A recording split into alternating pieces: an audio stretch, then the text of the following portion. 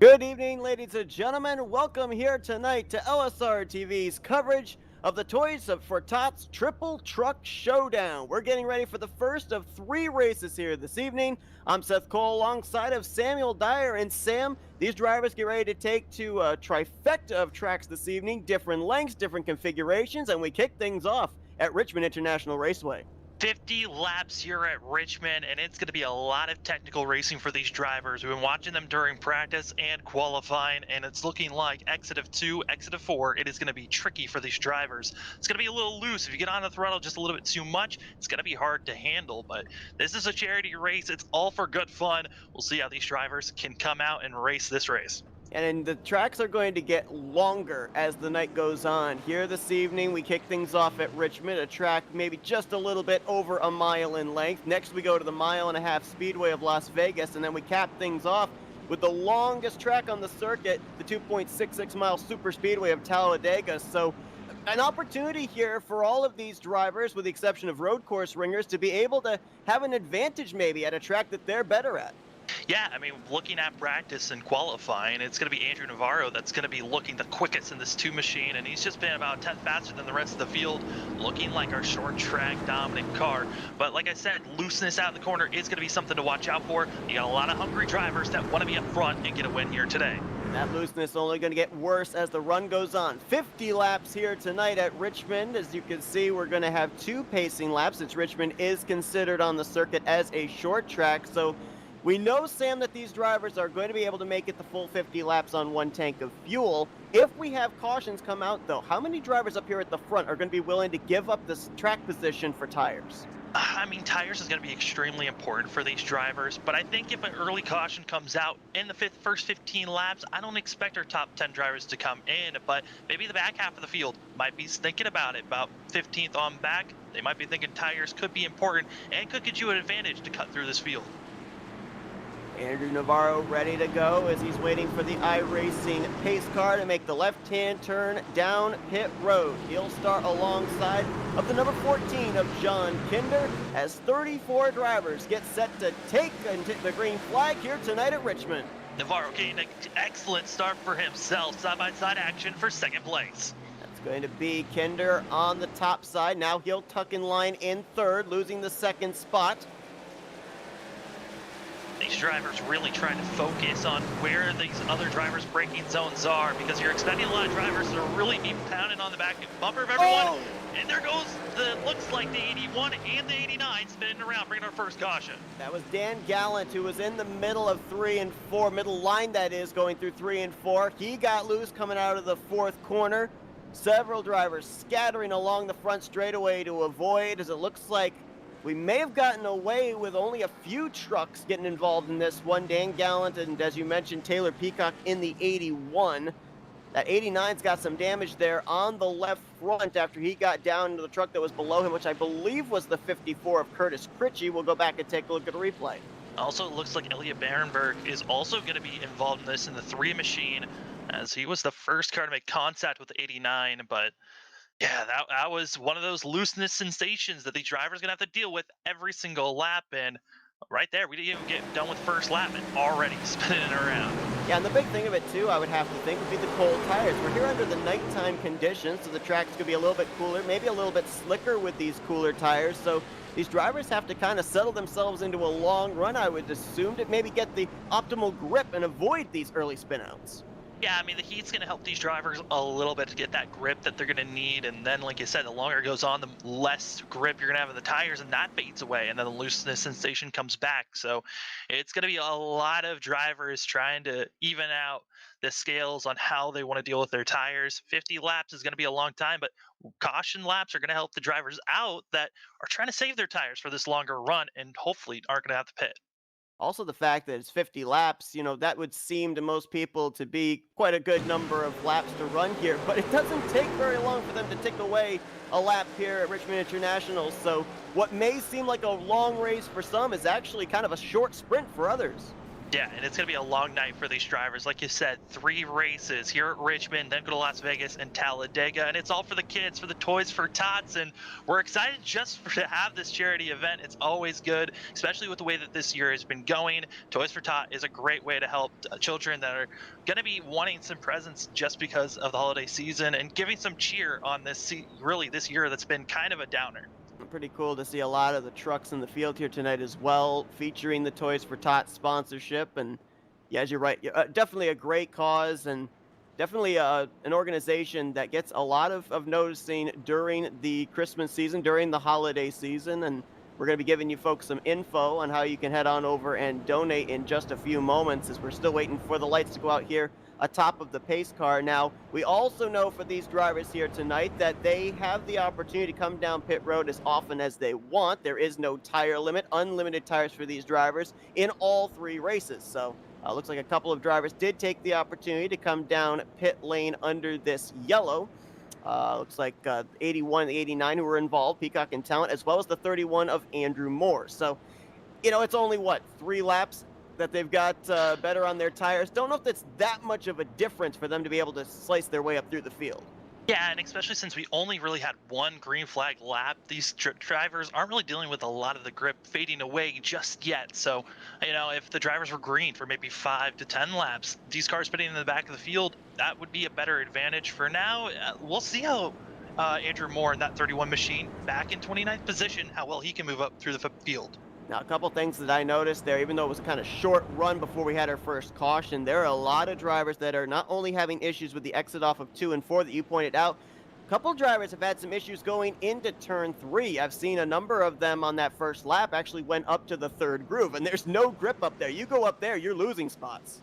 Yeah, you really need to work in that groove throughout the race to try to get that speed. But the main issue for these drivers is trying to figure out braking zones. Different drivers want to brake early, some brake later, and that's going to clash at some point at a short track. And that's why we're seeing drivers have to take such different lanes to hope that they don't run into the truck in front of them. Now, we saw John Kinder start on the outside of the front row at the initial green flag. He's back in 3rd. The truck that passed him was Bradley Wilson, who now lines up on the outside of the front row. So we'll have to see if Wilson can kind of do what Kinder did, start on that top side and then get down to the bottom as soon as possible. This is a track where you don't want to be caught on that outside line or else you're getting freight train. Yeah, you want to make sure you get a good run, you stay on the inside, make as many moves as possible, as Navarro going to be taking off. Kinder going to be trying to make a move, but looks like Wilson able to drop down just early enough. Battle now is going to be for the 4th position, and it's over as quickly as it started. Curtis Critchley is going to move by Bryant Seaborn, as also Derek Fulton did. They'll move to 4th and 5th. That 76 finally tucks in line in front of the 05 of Joshua Abbey. Yeah, the car that dropped back so many positions. Seaborn went from 4th back to 6th place. It just was losing a lot of time on that high line, and that just shows how dominant it is.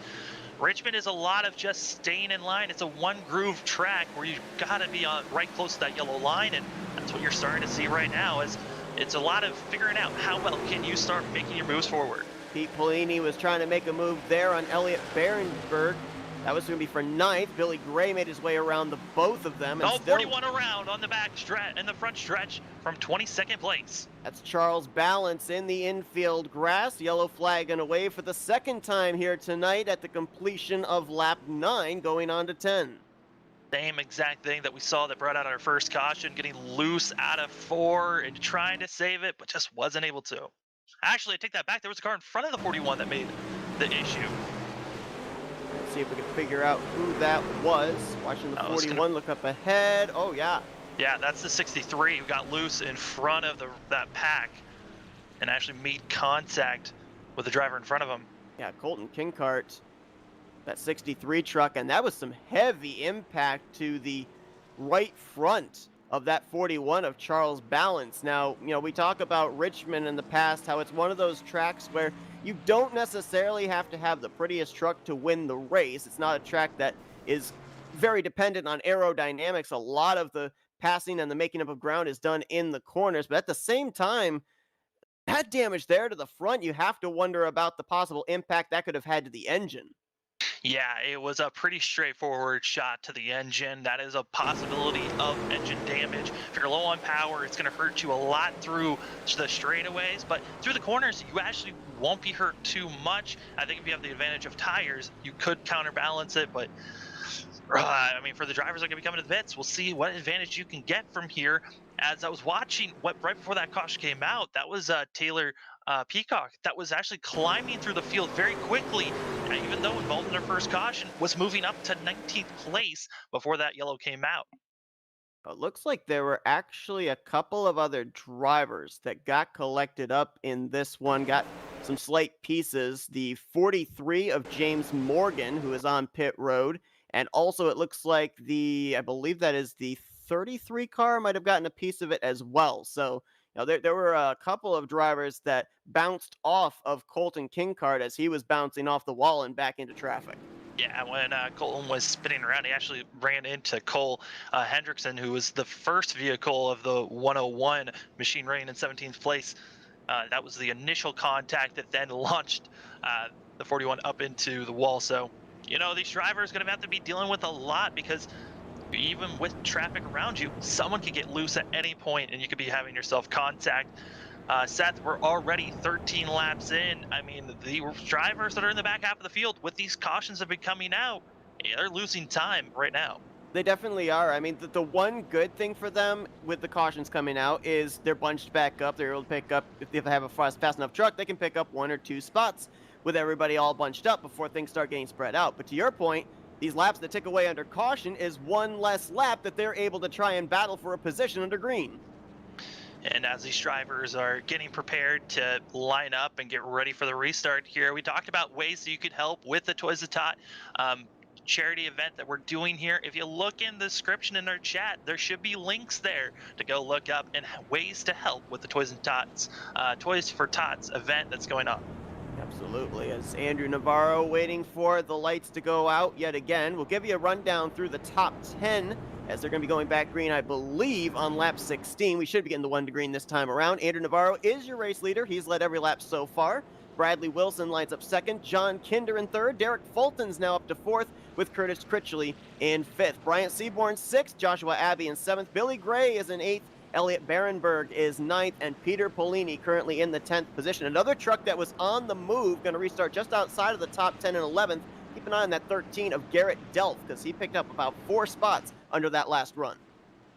Yeah, a lot of drivers trying to make some big moves forward. Also, Green is another driver in the 28 machine running in 16th and 12th position, excuse me. Started in 16th, has moved up 4 positions, and here at Richmond, 4 positions is a lot of positions to be moving up just because of how difficult it is to make passes. We'll see here on this restart who's moving forward and who's moving back. It's going to be Navarro on the inside as we go green once again. Andrew Navarro, of course, here with the iRacing restarts, can go as soon as the pace car is on pit road, gets a nice jump, leaves second place, which might be a battle here. Look at Fulton actually make a little bit of ground through 1 and 2 in the second groove. Yeah, but Fulton's stuck on that high line, and there's not a lot of space. Trying to make that 70 machine work, but I mean, for these first couple of laps, it's going to work off, but the longer the run goes on, that outside groove might start to fade back. As right now, Derek Fulton with a power move on the outside, able to make the pass on Wilson there. He will clear him through the center of 1 and 2 and down the back straightaway. So Fulton now moves into the second position, about 3 car lengths off of Andrew Navarro. Battle now is side by side for fourth. That's Critchley to the inside, Kinder to the outside, drop Kinder back to fifth. And Kinder now going to be trying to figure out a crossover move, but Seaborn right on the back bumper of that 14 machine. And everyone started single file out and really not trying to make too many big moves, but there's starting to be a hornet's nest back in 10th place. That's where you find Elliot Barenberg, Garrett Delph diving to the inside there at the 55. Nicholas Matthews as well. That's a battle for 10th, 11th, and 12th. Whoa, getting a little out of shape there was Delph off of turn 4. Oh, we got a spinner into the infield. Yeah, that's going to be Nicholas Matthews spinning it around in the 69, I believe. As going around he goes. Excuse me, that was the 55 that spun around there, but we stay green. Yeah, no caution there, as apparently the spin must have taken place by the time he got down to the apron, so no yellow flag as he'll drop back to 27th. Last truck on the lead lap, and that battle for the lead has closed up here. You've now got 3 trucks nose to tail. Well, it was nose to tail. 51 got a tiny bit loose there off of 2. Yeah, the wiggleness that's happening off of 2 is where we're seeing a lot of drivers losing time, but completely losing their trucks is out of 4. So right now, Navarro looking clean and really looking the most stable of the machines at the moment. You talked about Taylor Peacock after getting involved in the first wreck, was moving his way up through the field between the first and second cautions. Restarted back in 18th. He has now moved his way up to 12th, looking for another spot here on Elliott Berenberg. Yeah, Peacock qualified in 12th place, has went all the way back to, I believe, 28th position after that first caution, and has been working his way up slowly and methodically. This 81 machine is looking quick, might be a top 5 car to watch out for. We'll have to wait and see as we're closing in on the halfway point. The battle still for the lead, about a car length and a half, maybe make it 2 car lengths off of turn 4. Andrew Navarro continuing to show the way, but that 70 car not going anywhere. He's kind of kept that gap at least about 2 car lengths for the last 3 laps or so. Then you drop back here. We've got a battle that's brewing possibly for the 3rd position. Curtis Critchley starting to close to the back bumper of Bradley Wilson. Yeah, Critchley in that 54 machine is slowly catching up to the 51 of Wilson. And Critchley is someone that's been looking pretty good. It's caution to the back. That's going to be back in the middle of the field. The 42. Austin Steven. Yep. Oh, and it looks like he might have hit the barrels, but it looks like there might have been a wreck in front of them. No, he tried to make a move on the 28, completely ran him over. Oh man, Austin Stevens, that car is toast, and you're right, more than likely hit those barrels down there at the very edge, the very start of the pit lane wall. A lot of times we see drivers spin, and it's uncanny how the spin manages to hit that very point. That could be an early night here, at least at Richmond, for Austin Stevens. The good thing is, as we mentioned, it's a trifecta of races here tonight, so if you wreck out in the first one, you've still got a shot to take a checkered flag in 2 more events. Yeah, and re-looking at the caution, Stevens did not hit the water barrels. It was just the fact that he hit the outside wall so violently that the engine blew up, and then other cars collected as well. Really, all the Christmas machines looked like they were involved in that one. Boy, there's a shot there. I'm trying to make out who that is. I think that's the 69 of Christopher Schaefer. And, of course, the 28 car. I think the 28 might have actually gotten away with something there of Cheston Green, because even though that truck spun out, if he made any contact, it was slight contact with the right front. He dodged a bullet. Yeah, he just barely grazed the wall. And that was luckily not as crazy as it could have been. Also, the 43 machine was very lucky on the fact that we had ourselves some net code between himself and the 42, as the 43 could have ended his night. But Seth, a lot of drivers just coming out of the pits.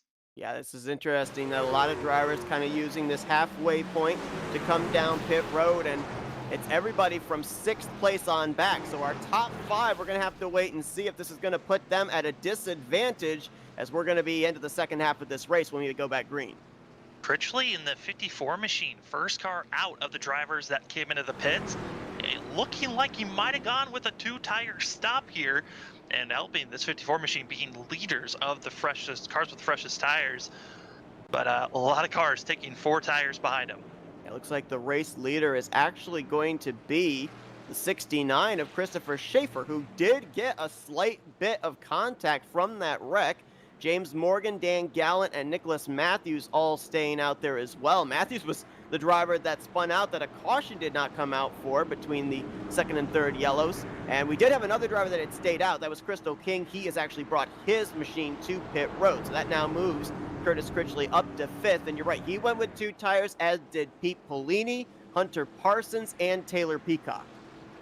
Yeah, our top 3 that really right now all have been involved in some type of incident, and this is a risky call on all their parts to really be staying out here.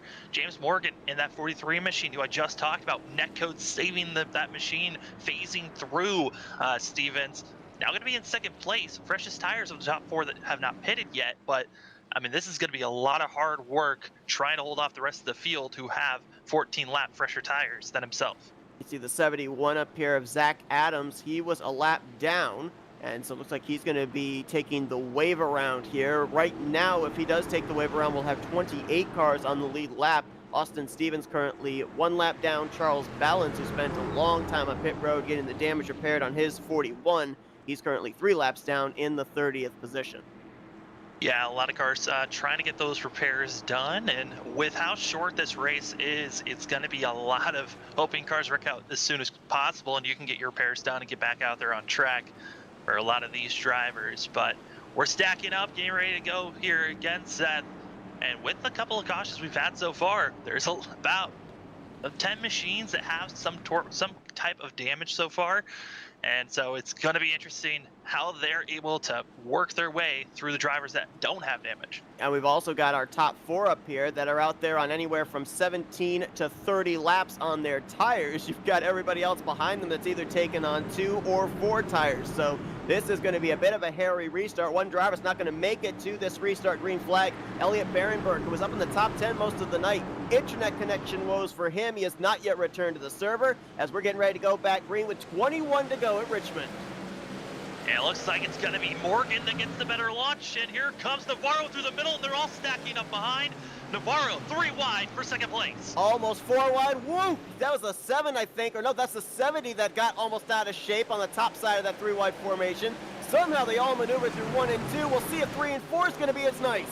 You know, they're still 3 wide, and they're going around, but able to save it for a second. As there goes Peacock. He collects Kinder and several others. The entire front straightaway is blocked. Peacock's engine is gone. More cars stacking up as their whole entire front stretch is getting piled in with more cars. There's the 41 back here. I see the 14 there. There's a truck in the infield. I think that's the 89 of Gallant. Joshua Robinette is collected up. Garrett Delphin, the 13, is involved in this one. There's about 10, maybe 12 trucks that were involved in this wreck that went all the way from the exit of turn 4 to the start-finish line.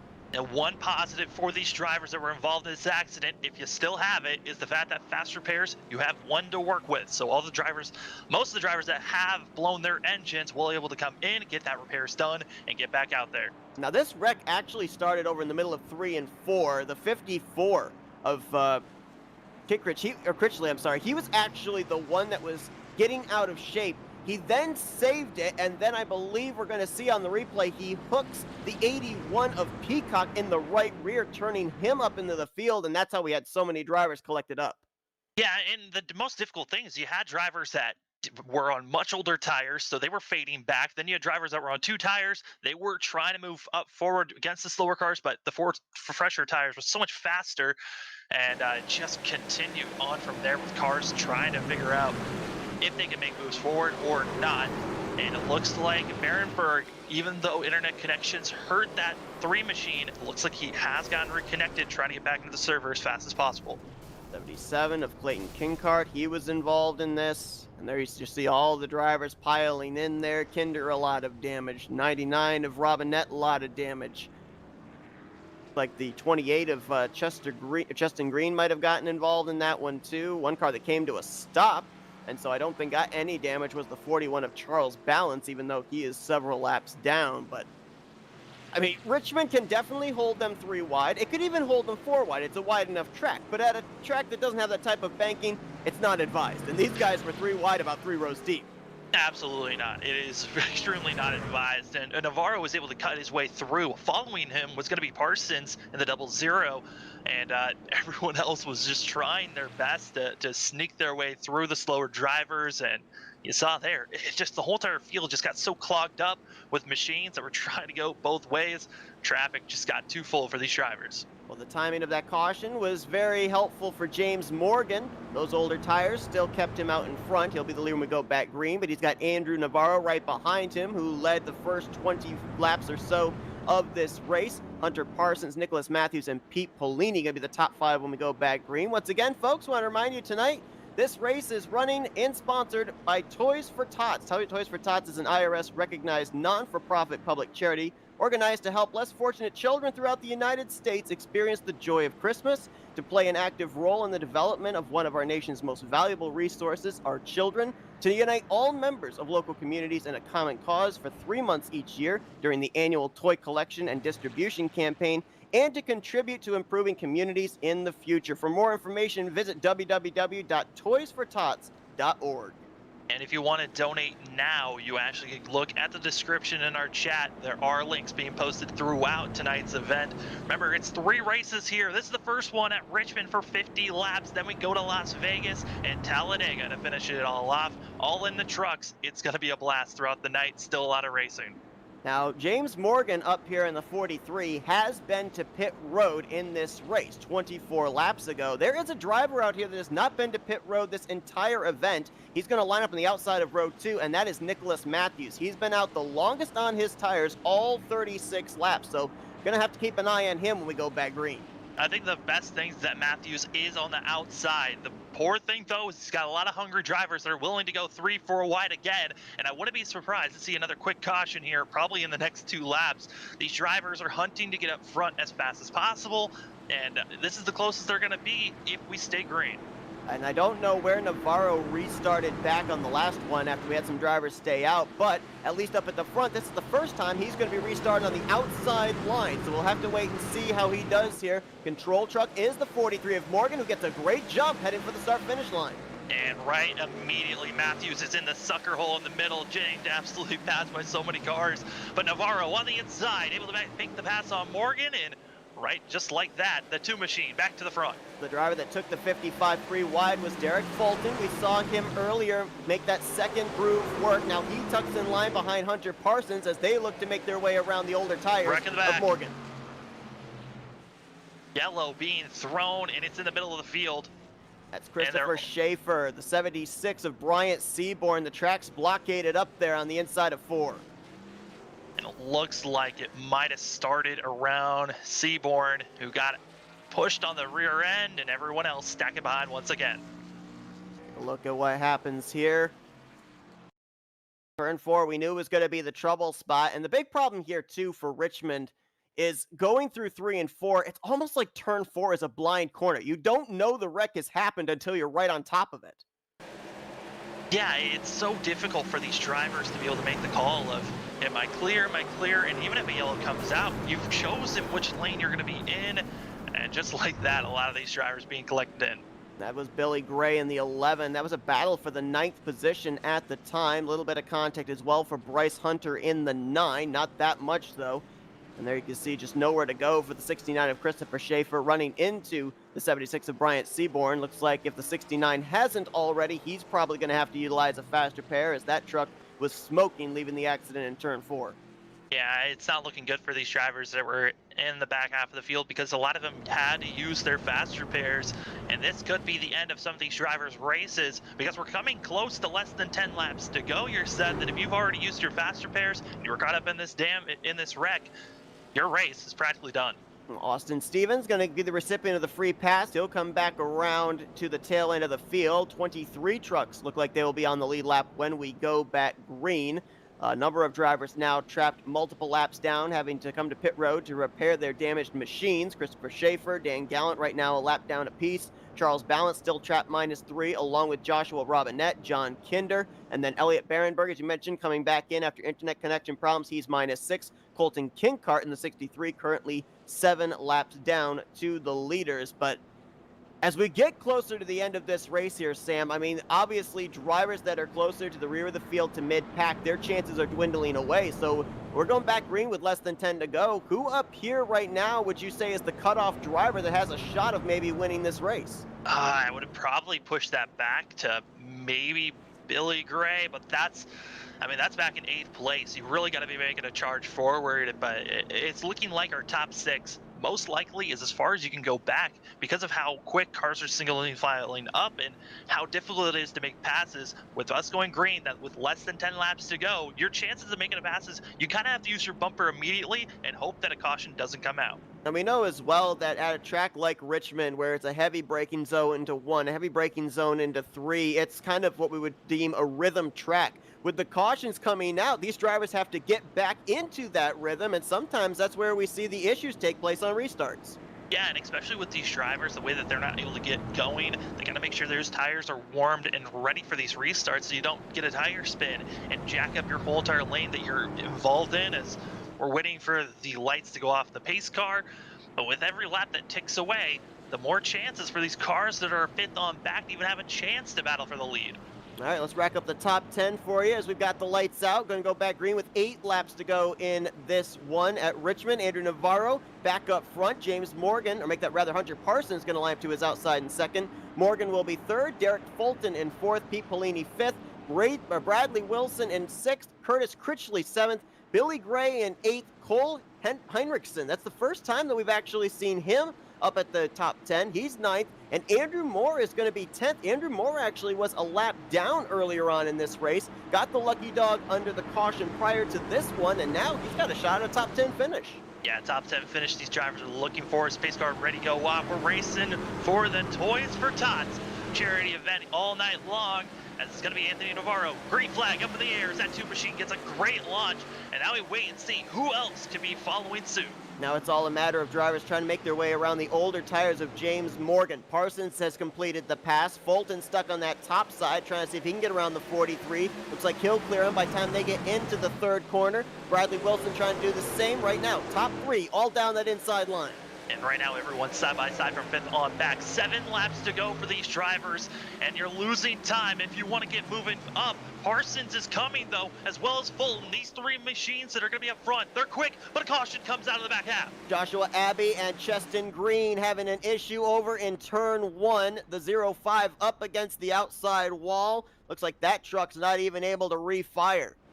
It also looks like Green up into the fence and just immediately putting his car in pit road. Looks like both machines kind of got locked into the fence when they ran into it. And they're both those races, I believe both cars have already used their fast repairs. This could be the end for both those drivers. Yeah, we know that both of them were involved in at least one of the previous cautions, and I think you're right that they may have already used their fast repairs. We're going to go back and see what happened here. We also had, I believe that is the 71 of Zach Adams in the vicinity of this. See if he may have been the one to make the contact. They were almost 3 wide going into this corner, and oh yeah, a little bit of contact there. Adams bumping into the back of Joshua Abbey. Abbey getting loose going into the corner, and I think he was trying to turn the truck back to the right to avoid spinning. Unfortunately, overcorrected too much and nowhere for Green to go. Yeah, Green just innocent bystander in that incident, and now the drivers are getting ready to go again. With the timing of this caution, we could be having ourselves an inside the racing regulations of a green-white checkered for themselves. So we're waiting to see if possibly this could be bringing us out to a green-white checkered, or if we'll be going green with 3 to 2 laps to go.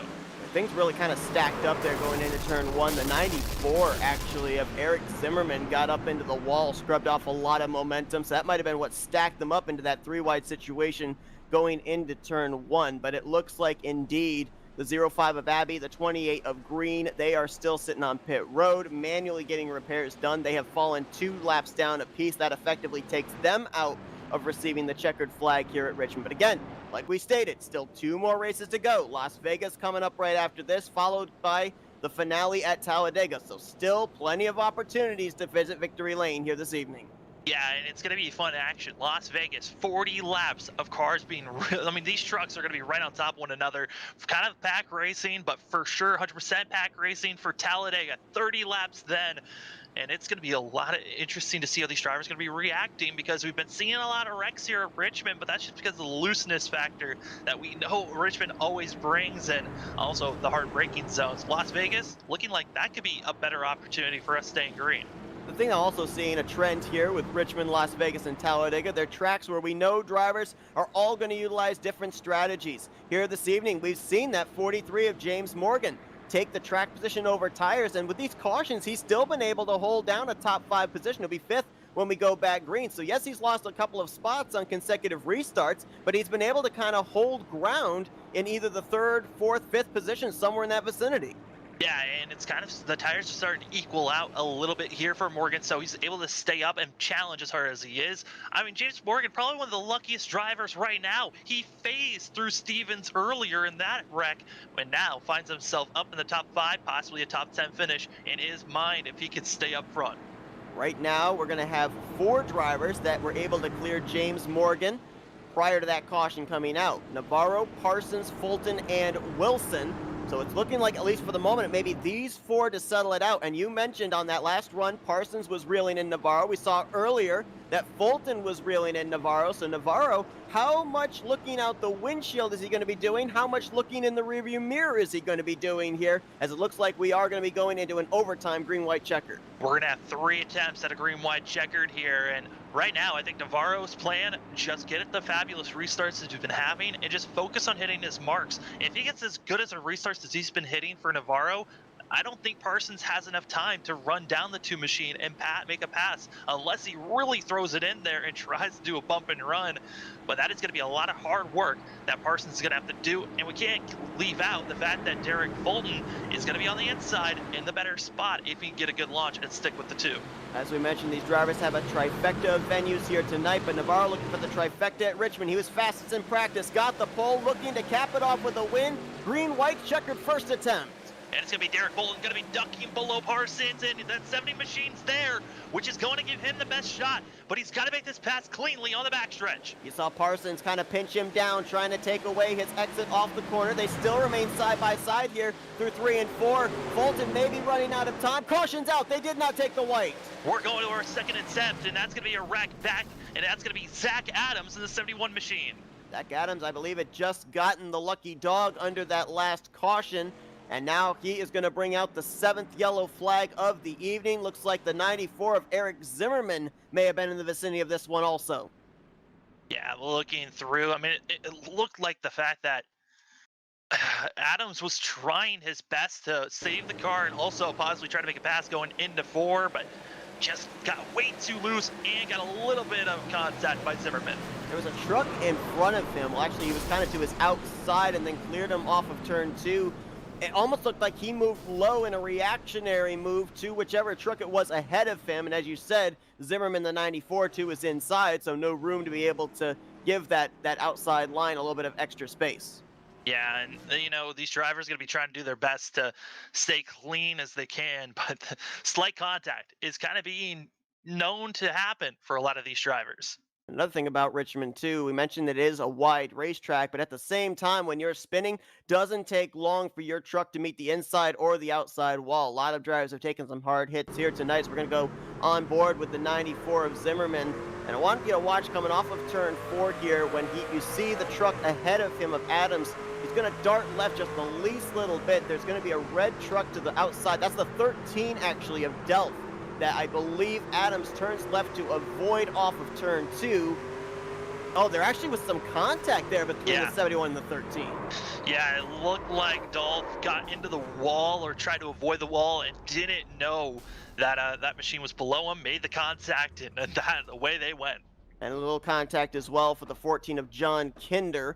Zimmerman got up into him during his spin through 3 and 4. So that brings out the caution, sets us up for a second attempt at a green-white checkered, and we saw Derek Fulton was able to get up to second place. We'll see what kind of pressure he can put on Navarro when we get back green. Yeah, and it's going to be interesting to see. This is going to be our second attempt of 3. If needed, we'll go to our third attempt. That will be our final one. But, you know, Navarro was so close to crossing the line there. He was about 300 feet away from crossing the line, and then we would have gone to the end. Got very close, but unfortunately going to have to try and hold him off again for at least 2 more laps. Maybe we'll have that third attempt at a green-white checkered. We're going to have to wait and see, as Fulton up to second, Parsons in third, Bradley Wilson in fourth. Fifth going to be Pete Polini, Curtis Critchley in sixth. Morgan lost a couple more spots there in the restart. He's now back to seventh. Cole Hendrickson up in eighth, Billy Gray in ninth, and Andrew Moore currently completes the top 10. With that caution coming out, we now have 20 trucks that are going to be on the lead lap when we go back green. You know, Seth, these guys are racing. Toys for Tots is the organization that is sponsoring this and sponsoring the charity. And, you know, if you want to donate, in the chat and in the description, there's links there to help donate. But, I mean, this racing action is kind of what I liked as a kid. A lot of caution, seeing carnage of the trucks wrecking. I mean, as a kid, I would be enjoying this race. It's a lot of fun to watch as these drivers try to put on the best show that they can here tonight. Well, absolutely, and it's a special event. There's no championship on the line. There's no points on the line. So these drivers are able to go out there and give it their all. Yes, we've seen some strategy come into play, but I mean, we're seeing these drivers aggressively going through the corner. We saw the 3 and 4 wide early on. You have the luxury of doing that kind of stuff when it's a special event. Yeah, I mean, you'd really have no care. You're just trying to figure out how to get your truck up front and possibly go for a top 10, top 5, or if you have the opportunity, go for the win. Well, Navarro's going to try and get that win here. He's hoping that these next 2 laps go green to the end if he can hold off Derek Fulton. Green-white checkered attempt number 2 as they enter through turn 4 and to the start-finish line. And now going to be Navarro getting a good launch. Derek Fulton able to drop down. Parsons going to be under a lot of fire from Wilson, as Wilson going to be on the high side for that 51 machine, but Navarro taking off like a rocket ship. And Fulton's got to get a really good corner through 3 and 4 here. He's got about a car length and a half, or a truck length and a half in this case. Now making a truck length. White flag will be received. We're racing back to the checkers. Navarro going to be trying his best, hit his marks. He's been up front. When he's up front, no one has been able to pass him, but Fulton is there. He's close enough. If he wants to send it, he can go for the bump and run. There's enough banking in 3 and 4 to send it if he wants to. He tries to, closes it up half a truck length, but not quite able to get there. Navarro, oh, he nearly spun it there at the start-finish line, but he will cross in the first position and win the Richmond race tonight. Our first race of 3, gonna go to Andrew Navarro in the 2 machine, getting the win here as we're racing for the toys for Tot, and a great run for this 2 machine that had to make some bold moves in the middle of this race, going 2, 4 wide, and almost went 5 wide at times to find himself up front and never relinquished that lead since then. Off turn 4, there was no lift in that 2 machine. That's why we saw him pretty much for the first time tonight get loose off of turn 4, and for a brief moment there, I thought he was going to spin this win away, but fortunately kept it just enough straight, kept the momentum up, and was able to hold off Derek Fulton, and undoubtedly the fastest truck of the night. We mentioned that he was the fastest in practice. He started on the pole. Dominating performance here tonight for Andrew Navarro, but there's several drivers that are saying, all right, we're going to Las Vegas, we're going to Talladega. I want to be able to do the same thing Navarro did here at Richmond. Yeah, we just got done with the 3/4 of a mile course here at Richmond. We're now going to the 1.5 miles at Las Vegas, and it's a different beast that these drivers are going to have to handle. The draft is going to be implications for these drivers. How do you react with that? And also, it's going to be a much bigger track, a lot more room for these drivers to work with. Who's going to be making the big moves to try to find themselves up front for 40 laps at Las Vegas? But man, what a race here today. Absolutely. Sets the stage for what should be a good one when we get to the 1.5 miles. Las Vegas Motor Speedway in mere moments. As we cycle through the finishing results, let's get some interviews with some of our top 3 finishers here tonight. Let's kick things off with the driver of the 00, Hunter Parsons. And actually, it looks like we may not actually have Hunter available. So let's actually see if we can get our second place finisher, who we do know is here, and that's Derek Fulton. Hey, Derek, it's Sam and Seth up here on the Flat Racing Never Steers. You got us? I got you. What's going on? Man, wild finish here. Green-white checkered at Richmond, and you were right there in the vicinity, about maybe a truck length and a half going into turn 3. Were you close enough to maybe get that bump and run to work? Yeah, I was going to try for sure. Andrew drove it pretty hard into 3, for charity tonight. One of my drivers, so I was definitely going to rattle his cage a little bit, but he got away from me there on that restart. It was a lot of fun, though. Just out having fun tonight, and that's what it's all about. It's about a good time and putting on a good show for everybody. I hope we did. You know, Derek, we saw a lot of drivers, when they got kicked to that outside line, they ended up falling to the back. We saw you actually go up there purposely around the midway portion of this race and make forward progress. What were you able to find up there that other drivers maybe weren't able to? I've always been a high line driver. If there's any kind of way I can do it, I'll always try to find it. And I found a little bit in practice that I could roll that middle really well. So as long as you keep somebody down in the bottom, they couldn't roll up all the track that they needed, and you could kind of keep them pinched down and get the run off the corner he needed. So got a couple good restarts and just took advantage of it. Didn't have a very good qualifying session, but Andrew was definitely on rails tonight. I don't know if I would have been able to do anything with that, but tried my best. Hey, Derek, it's Sam. It's going to be a lot of racing. 3 races tonight. We just got finished with our first one. Next 2, we're going to Las Vegas and Talladega. How are you feeling about those next 2 races? Oh, I'm excited for Vegas for sure. It's always a good time for me. Talladega is going to be a bit of a wild card, so we'll see if we can maybe help somebody out that's not used to being up front. Maybe I think that's going to be my plan for the Talladega race. Go ahead and try to get the checker for the second race, and then I'm going to try to help somebody else get to victory lane in the third one. All right, Derek. Well, congratulations on starting off the evening really good. A runner-up finish here at Richmond. Hopefully, we'll see you finish one position better when we get to Las Vegas in mere moments. Shoutouts, thank you, sponsors. What do you got? Oh, I just like to thank everybody for coming out tonight. Everybody watching. It's all about the kids tonight. They're doing a great job for this charity, Toys for Tots, and just everybody involved. Really, is just can't thank everybody enough. Including you guys. Well, that's Derek Fulton. He brings it home, runner-up finish here tonight at Richmond. Once again, congratulations on a good run. We look forward to seeing what you're able to do when you guys head in mere moments to Las Vegas Motor Speedway. Good luck. Thanks, guys. And down to victory lane we go. We're going to get Andrew Navarro, who was a strong truck here tonight at Richmond International. Andrew, it's Sam and Seth up here on the Flat Race Numbers 2. You got us? Yeah. Man, fastest in practice, start on the pole. You led the first half of this race, had to make your way through some drivers that did some strategy, but as soon as you got to the front, nobody could get by you. Talk about your performance here tonight. Looked like that truck was on rails. Yeah, I went into the practice and I thought Richmond. I was like, it's just another one of these tracks. And I was totally surprised to be at the front. I thought Derek probably could have made a move coming to that last lap. Yeah, I was asking Sam during those final laps there of how much out the windshield you were looking, how much in the rearview mirror you were looking. Obviously, that 70 was in striking distance. So did you have yourself prepared to counter a bump and run if it took place over there in 3?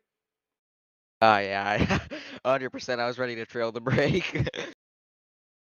Yeah, I mean, Andrew, it was fabulous racing on your part. You really had to work your way up front there in the middle of the pack. But speaking of the middle of the pack, when you had to drive through all the traffic in front of you, how was it trying to go 3 too wide around these drivers? Everyone gave each other room, so that was fun to get through there. I just kind of went up the middle. Somebody missed a shift on the top and then got it in gear, and then somebody missed the shift into fourth on the bottom. So I just went down the middle and got into, I think, second, and then caution came out and I was already in position there. We start off the evening with a W already here, Andrew. We know you guys have 2 more venues here. Las Vegas coming up in mere moments, Talladega to cap off the evening. So what's the confidence level heading into those 2 tracks? Las Vegas is definitely, I think, gonna be a better track. But Talladega is just such an unknown. Well, Andrew, congratulations on your victory here tonight at Richmond. Sponsors, thank you. Shout-outs. We're going to turn the mic over to you. Yeah, I'd like to thank 7Cs, B-Leaf, Phantom GFX, and yeah, that was a lot of fun. And I want to thank you guys for having us on the network. That's Andrew Navarro. He ends up in victory lane going coast to coast here at Richmond International. Once again, congratulations and good luck in mere moments here at Las Vegas. Thank you. And we're actually going to bring in our third place finisher here. We do have Hunter Parsons on standby. Hey, Hunter, it's Sam and Seth up here in the Flat Racing Numbers 2. You got us? I will try again here. Hey, Hunter, it's the guys up here in the booth. You got us? Okay, we're trying to see if we can get our third place finisher here, Hunter Parsons. Hello. There we go. We've got him. Hunter, I mean, great run for you here tonight to start out this trifecta of races. Third place run. You had a shot to maybe be up there in the conversation for this victory. What little more did you need on that final green-white checkered?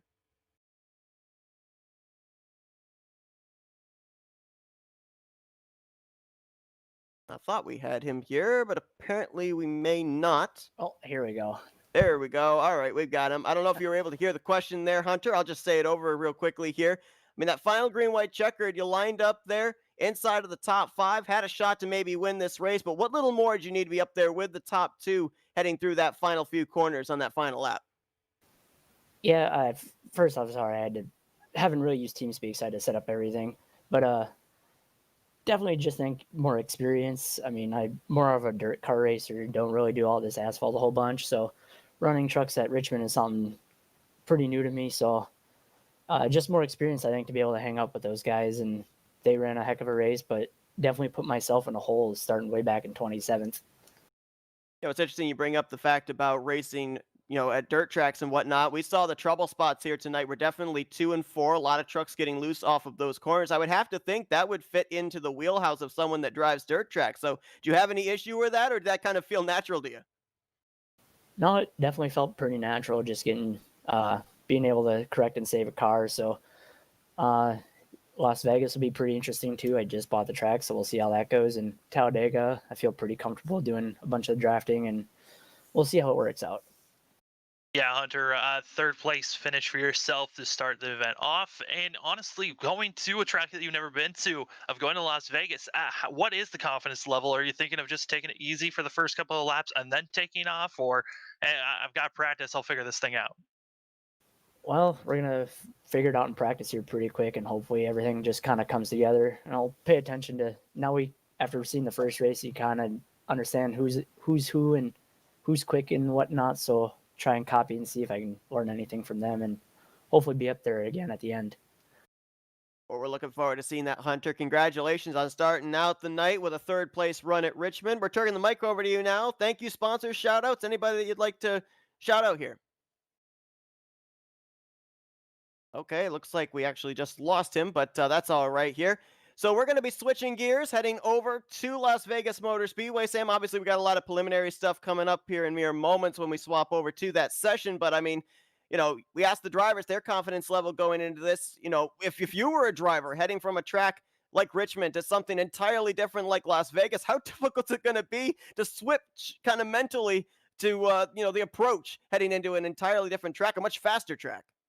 Yeah, I mean, Las Vegas for these drivers, most of the time, for the drivers that are oval racers, they like the 1.5 mile tracks. They feel a lot more comfortable. Some drivers just feel a lot more of a tendency of short tracks are good for some, but sometimes that doesn't translate over to these 1.5 mile courses. We'll see who actually was fast at the Richmond and who can carry that forward. I think Derek Fulton's going to be the car to watch out for here at Las Vegas. But, there might be drivers that we were seeing in the back half of the field that didn't have the best days at Richmond. They might be able to carry their momentum and change their momentum going into Talladega later. 3 races here tonight for the drivers in the Toys for Tots Triple Truck Showdown. 1 race is in the books. Andrew Navarro is the winner here at Richmond. Up next, we've got coverage from the second race at Las Vegas Motor Speedway. Don't go anywhere. We'll be back momentarily with coverage here on LSR TV.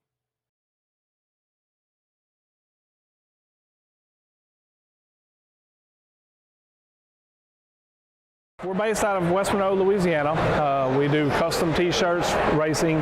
We'll do any shirt. We'll do schools, churches, fundraisers. We do a ton of event shirts, as you can see on our board here, all around our banner. Personalized. I mean, we'll do anything. It doesn't matter to us. We got the custom rugs. We use all the, top quality shirts, inks and everything. Hoodies, hats. We do embroidered hats, embroidered shirts. Just you can call us for anything. We do offer the bag and fold, to where you can receive them and they're already labeled and tagged and bagged, ready to give out to your customers. So you just call us and just tell us, hey, this is what we're looking at doing, and if we're going to put the car on there, it is 125 quantity minimum. If it's without the car, it's 60 quantity minimum. That's strictly on the racing stuff. If it's a business or something, if you race on Texas shirts, it's a little bit differently. You can call us. It just depends on your quantity and ink colors. Everything is hand drawn. I mean, everything. We don't Photoshop anything onto a shirt or anything like that. Everything that we go through, everything is drawn, and which is the reason for the art fees. We do have several graphic artists that draw for us, and they're really good. So what we do is on any package that you do, we can mix and match. We can do any colors. You can do purple, red, blue, green, and do the rest black. It doesn't matter to us. With your design on there, we can do hoodies. We can do hoodies, long sleeve shirts, t-shirts, tank tops. It doesn't matter. I mean, it's almost limitless what you can do, and you can put all that together in that package to make that minimum requirements. They can call us 318-278-7191, or they can email us at bulletprooftees at yahoo.com, or they can go to the website bulletprooftees.com.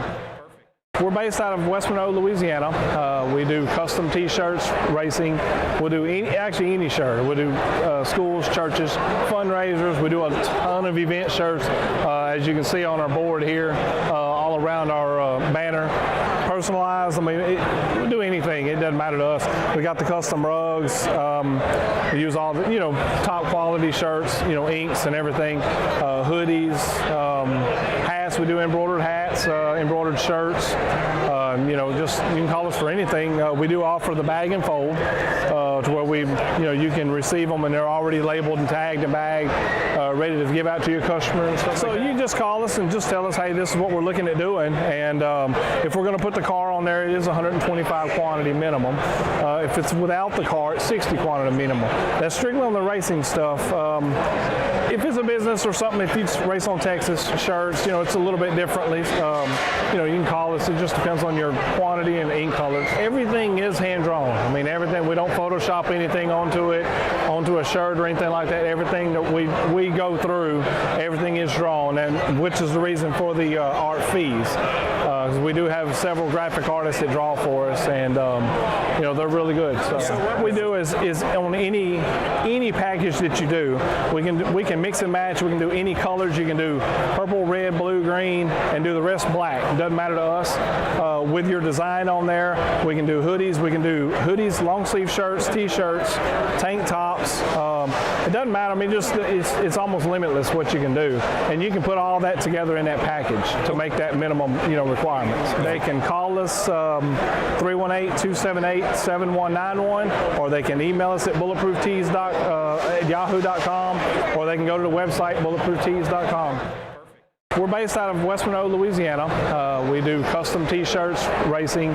We'll do any shirt. We'll do schools, churches, fundraisers. We do a ton of event shirts, as you can see on our board here, all around our banner.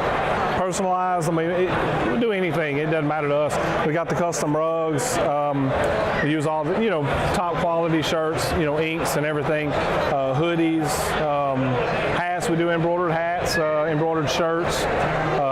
Just you can call us for anything. We do offer the bag and fold, to where you can receive them and they're already labeled and tagged and bagged, ready to give out to your customer and stuff. So you just call us and just tell us, hey, this is what we're looking at doing, and if we're going to put the car on there, it is 125 quantity minimum. If it's without the car, it's 60 quantity minimum. That's strictly on the racing stuff. If it's a business or something, if you race on Texas shirts, it's a little bit differently. You can call us. It just depends on your quantity and ink colors. Everything is hand drawn. I mean, everything. We don't Photoshop anything onto a shirt or anything like that. Everything that we go through, everything is drawn, and which is the reason for the art fees. We do have several graphic artists that draw for us, and they're really good. So what we do is on any package that you do, we can mix and match. We can do any colors. You can do purple, red, blue, green, and do the rest black. It doesn't matter to us. With your design on there, we can do hoodies. We can do hoodies, long sleeve shirts, T-shirts, tank tops. It doesn't matter. I mean, it's almost limitless what you can do, and you can put all that together in that package to make that minimum requirements. They can call us 318-278-7191, or they can email us at bulletprooftees@yahoo.com, or they can go to the website bulletprooftees.com. We're based out of West Monroe, Louisiana.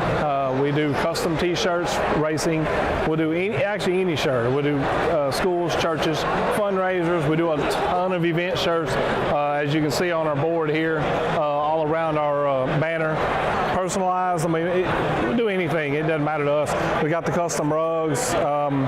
We use all the top quality shirts, inks and everything. Hoodies, hats. We do embroidered hats, embroidered shirts. Just you can call us for anything. We do offer the bag and fold, to where you can receive them and they're already labeled and tagged and bagged, ready to give out to your customer and stuff. So you just call us and just tell us, hey, this is what we're looking at doing, and if we're going to put the car on there, it is 125 quantity minimum. If it's without the car, it's 60 quantity minimum. That's strictly on the racing stuff.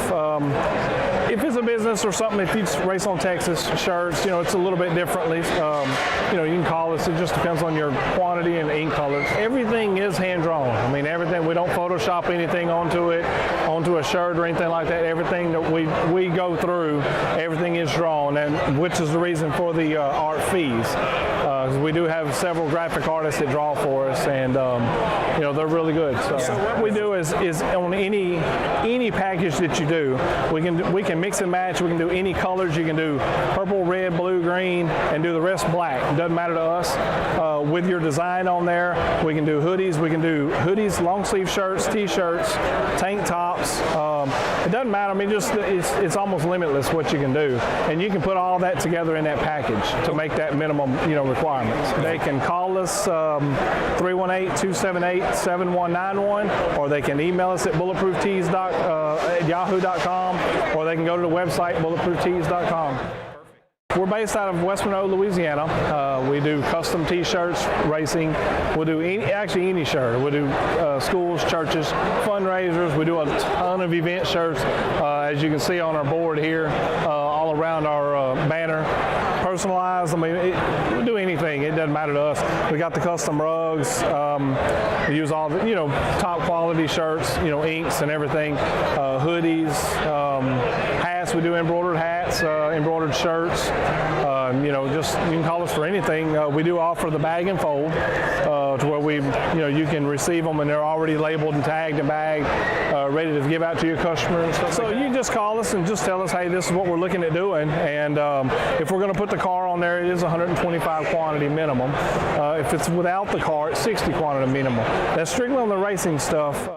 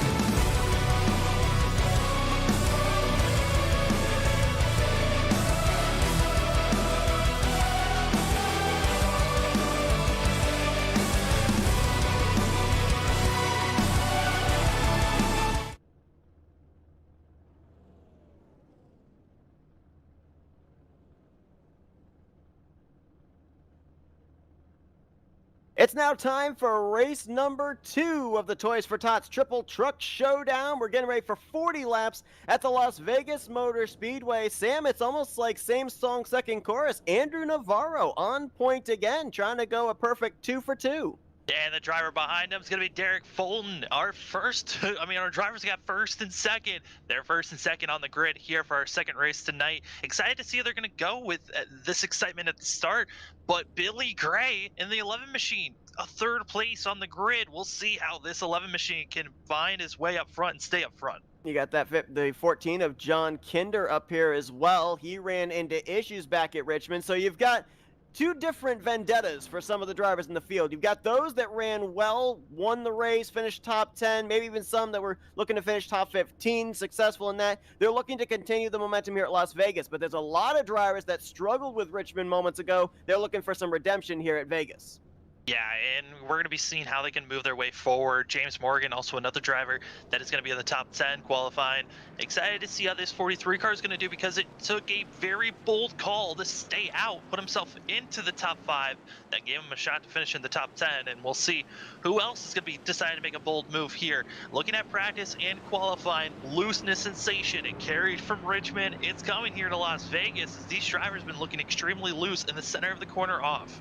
If you just joined us tonight here, folks, this is the second of 3 races for the Toys for Tots Triple Truck Showdown. We just finished up the first race at Richmond. Andrew Navarro taking the checkered flag there. We now prepare for 40 laps of racing at the fast mile and a half of Las Vegas. We cap things off afterwards at the high banks of Talladega Super Speedway. One driver that we talked to post-race at Richmond, Hunter Parsons, who finished 3rd place there, mentioned he has never driven Las Vegas before. He's a dirt racer. He's back in the 23rd position. It's going to be a lot of fun to see how he adapts to this track here. 31 drivers for 40 laps. We're going to see who really has their car set up, their truck set up here. And like you said, this is the second race. You already raced at Richmond in a short track, mile and a half. Then you go to 2 miles after this. This is exciting to see how these drivers are going to react. We had a lot of cautions at Richmond. How is that going to translate here to Las Vegas? You touched on it back at Richmond. It's all about the braking zones. Here at Las Vegas, it's all about the draft, as it's going to be Navarro and Fulton bringing us down. The second race of the Toys for Tots Triple Truck Showdown is green. Everyone had a pretty clean restart there as everyone's still staying 2 by 2, but Navarro with a fantastic start for that 2 machine, and the rest of the field, they're staying 2 by 2 following suit. And as we saw at Richmond, everybody migrated to the bottom. The difference here at Las Vegas, it is multi-groove, so we'll start to see that second, maybe even third line come into play. Yeah, we have the real possibility of 3 wide action, but like I said, the sensation of looseness is going to be something that these drivers are going to have to deal with like they are now. Caution in the back. That's Zach Adams in the 71. And also looks like the 13 machine involved in this one as well as drivers struggling to get around this course through 3 and 4. There was another driver just before we dropped back to look at the 71 of Adams that was a little loose off of 4, lost a couple of spots but did not spin. As we'll go back and see what happened here to Adams' first caution of the day over in turn 3. And looking to see who exactly brought this one out, because there was a car that got very out of shape behind everyone. I think that might have been Zach Adams that initially got loose out of 2 and was trying to save it all the way through the backstretch, and then got clipped, and away he went, and the rest of the field wrecking around. That was the 77 behind him of Clayton Kinkart, and what actually started this, I do believe, the 71 was having some warp issues, some blink issues off of 2, and was trying to get out of the way of everybody. I'm not certain that other drivers behind him were getting that memo. Yeah, and just a lot of cars and trucks taken out early, but just like it was at Richmond, these drivers do have a fast pair to work with, but I think a lot of these drivers did not want to utilize their fast pairs like this. Zach Adams, our first truck to DNF from our second race of the night.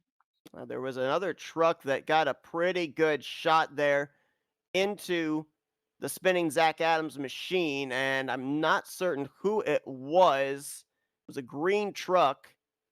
Try and see if we can pinpoint who that driver was. Took a pretty good shot here. You'll see him on the inside line going into 3, that green truck back there, and looks like maybe Peacock might have gotten a piece of that one too. And oh, there's the shot right there. Was that the 99 possibly, I'm thinking, of Joshua Robinette? I'm taking another look to see exactly who that was that took that shot, but I think you might have been right. I think it might have been Robinette. Caution out here for the first time tonight.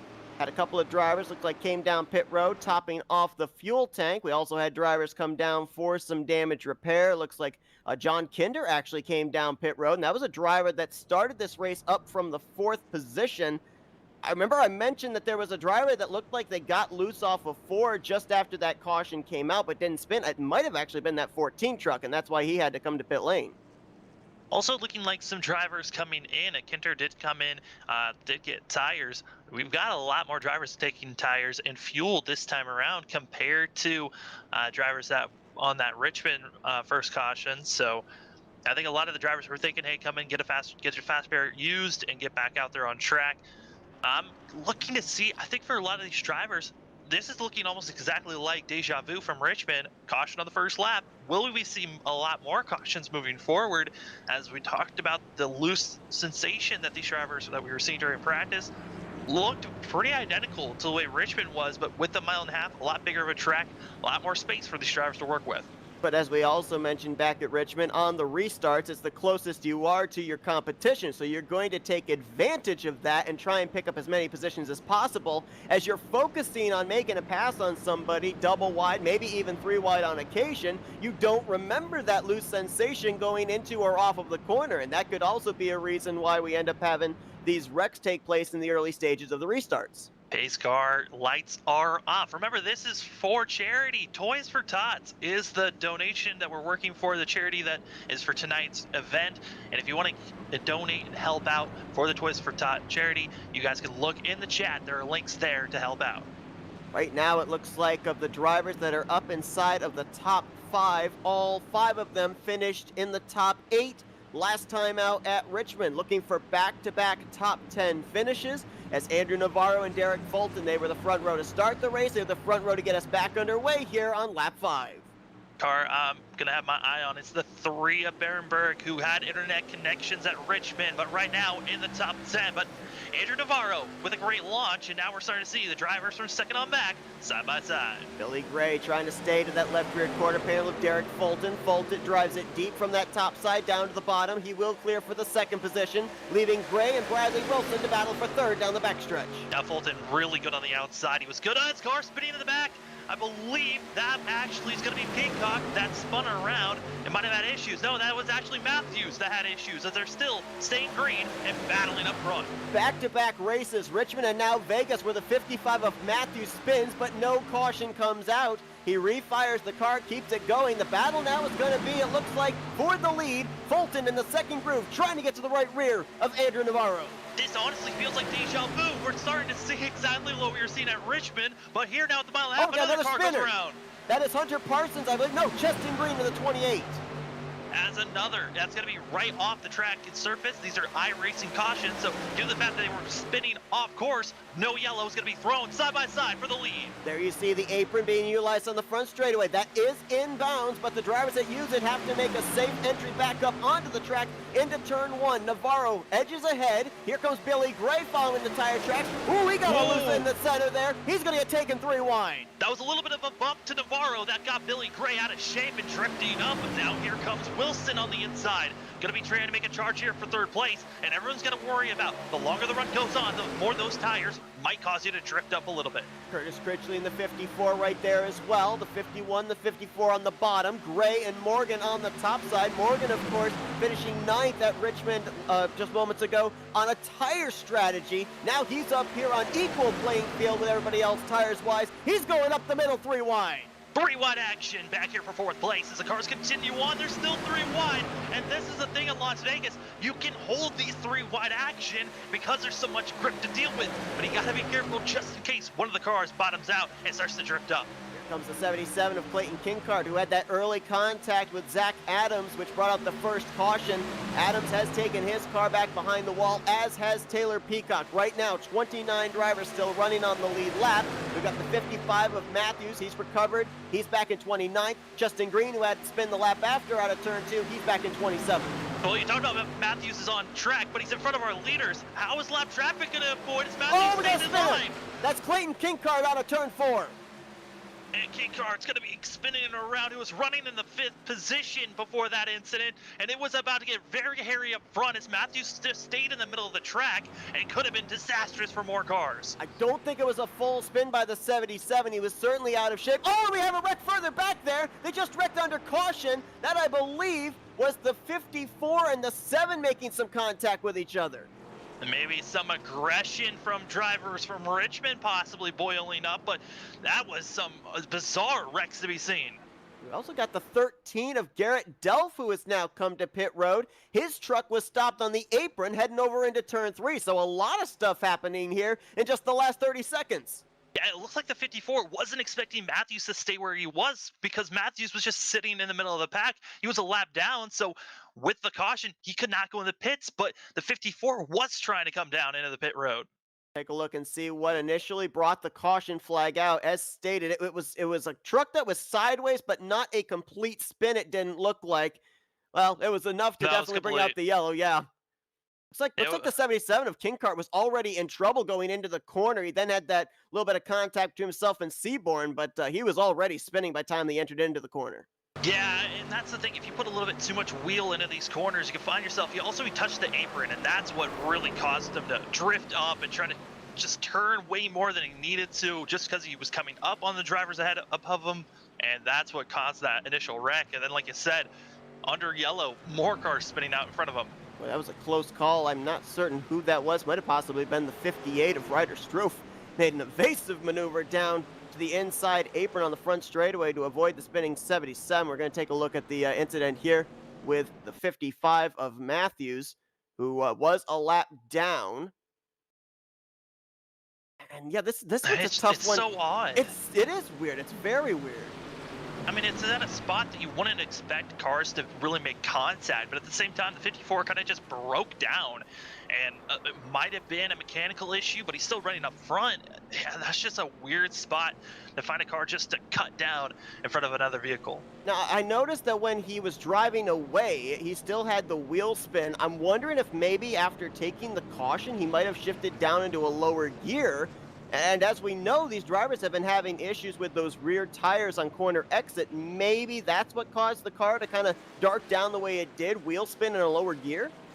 I mean, the possibility is there that was the main issue, but I mean, that's something, if we can somehow get the 54 car in the top 3 and have an interview with them, we'll talk about that for sure, but that's just an odd situation for these drivers. Pace car lights are off, though. And Seth, we were getting a little energetic, but we're soon coming to halfway already here at Las Vegas. We definitely are. We're going to take a look here at another mystery. Oh, well, no mystery. 13's engine went in turn 1. That is why Garrett Delph was sitting down on the apron heading down the back straightaway. So a tough break there for him. Looks like he is still on pit road as he unfortunately had to teleport to pit lane. So he'll have to spend the tow time there before he can get back out.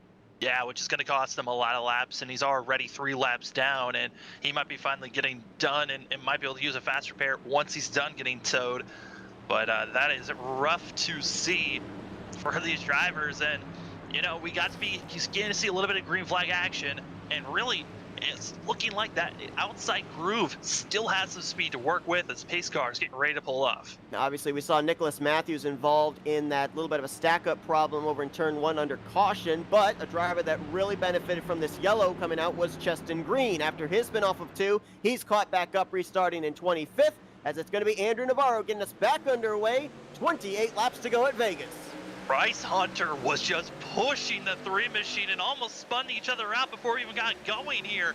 Got to be careful, drivers in the middle of the pack, make sure they don't have any issues as Navarro starts pulling away and Wilson following suit as it looks like Fulton's stuck on the high side. Yeah, Fulton not able to get that outside line going like he did prior to the yellow. That's going to drop him back at least to 4th, maybe 5th, as now Wilson moves into 2nd. 3rd for Critchley. Here's Morgan looking to the inside for a spot in the podium. He gets the apron in 3. When you put your car in the corners, you're kind of stuck in the lane that you're in, but on the front stretch and back stretch, that's when you can make your moves. Do you want to go 3 wide or just stay behind the driver in front of you? Morgan and Critchley Morgan and Fulton battling for 4th. Give the advantage to the inside line, the 43, right down there on the white line, almost borderline apron. He's going to get a nice run here off of 2. Tried to get to the inside of Critchley, nothing there. The 3 wide and 4 wide further back as a battle for the lead is on. as Williams gets under Navarro, but can Navarro get the run out of the corner? That's where you can find that speed on the front stretch, but it looks like Wilson's there, and don't look down. Morgan might be thinking about making it 3 wide. And again, this is where the draft comes into play, because you can make the move if you've got somebody behind to kind of push you. It's like a super speedway as Morgan took a look 3 wide into 1. Gingrich is going to be the one, Gingrich is going to be the one that really puts a move there. But man, they're almost 3 wide, back for 5th place now. And all of a sudden, the field has gotten really broken up. I think we've got about maybe 11, 12 trucks up in this front pack. Then it's a gap of nearly a second back to 13th Yellow place. back. Yeah, we got 3 or 4 trucks spinning, including Crystal King, Austin Stevens, Joshua Robinette was in it as well. Big wreck there up in turns 1 and 2. It looks like this might have started in front of Austin, and it did. Austin Stevens nowhere to go, and it looks like it might have been Cole Hendrickson that was involved in this one. Just clipped, I believe that night might have been the 69 machine, and it was. It was actually over in 3 and 4, my apologies. And yeah, this was back in that second pack of drivers that we were talking about, just around actually the front end of that second pack of drivers. And just like that, rough. I mean, that's some hard racing for these drivers. And you're trying to get as much as you can into these corners. We've already been seeing drivers trying some very bold moves. And I think around this time might be the best opportunity for drivers that are in the back half of the field, come into the pits, get tires, and make a charge up to the front. Because the drivers up front, they're on those older tires, and some of the drivers up front coming to the pits. Yeah, Curtis Critchley's coming down pit road. Looks like Derek Fulton's actually going to come down pit road in the 70. These are drivers that were running up inside of the top 5. And this is an advantage to have if we stay green, to be able to find yourself moving up. Just because we've been green for 17 laps, you're having a great advantage over the rest of the field with these fresher tires. I think we got about 6, 7 drivers coming down this time. We had a number of drivers come down pit road under our first and second caution. So right now, officially, 10 drivers have not been to pit road since the drop of the green flag, as Bradley Wilson was able to get the race lead from Andrew Navarro prior to that caution coming out. Yeah, and really the thing that I'm kind of worried about is the fact that the drivers that just did come into the pits, not a lot of other cars followed suit. That means that you're going to be back and having to go through all of this traffic, as it's going to be Derek Fulton, the first car of the drivers that just pitted here, back in 22nd place. And this is where we've been seeing a lot of cars having issues and bumping off one another. This could be putting the 70 machine in a very precarious spot that could be ruining the day. Yeah, it's what we call the eye of the storm. We saw them 3 and almost 4 wide on that last run back in the midway portion of the field. We just saw Nicholas Matthews, who fell a lap down early after a spin off of turn 2. He is now going to get the lucky dog, be put back on the lead lap. Looks like we're going to have 26 trucks on the lead lap when we go back green. Now, we just had the 76 of Bryant Seaborn on pit road for an extended period of time. I don't believe he was involved in that caution. Austin Stevens, we know, was. He was also on pit road for extended stay. I think those two are actually going to stay on the lead lap as well. So we may have 28 trucks on the lead lap when we go back green. As pace car lights are still on, just wanted to give a big thanks to all those that have already donated for the Toys to Tot charity that we are doing right now. In the chat, there will be a lot of links given out to this charity that you can donate to, and we're trying to help the children out. I mean, this whole entire event is for Toys to Tots. 3 races. We just got finished with Richmond. We're almost halfway done here at Las Vegas. Then we got Talladega to top it all off. But I mean, donate. Let's help the kids out. It's been a weird year for everyone. Not the best, but these Toys for Tots can certainly give some cheer to kids that need it the most. Bradley Wilson finished 4th at Richmond earlier on tonight. He's looking to win here at Las Vegas. We'll be back in just a moment as coverage continues in the Toys for Tots Triple Truck Showdown here on LSR TV. ETE Reman is the world's best remanufacturer of transmissions for import and domestic cars and trucks. Based in Milwaukee, Wisconsin, our customers are repair shops, auto parts stores, dealerships, and distributors. And with 6 nationwide warehouses, we're where and when you need us. So when you're looking for a transmission that is like new, only better, instill confidence and install ETE Reman.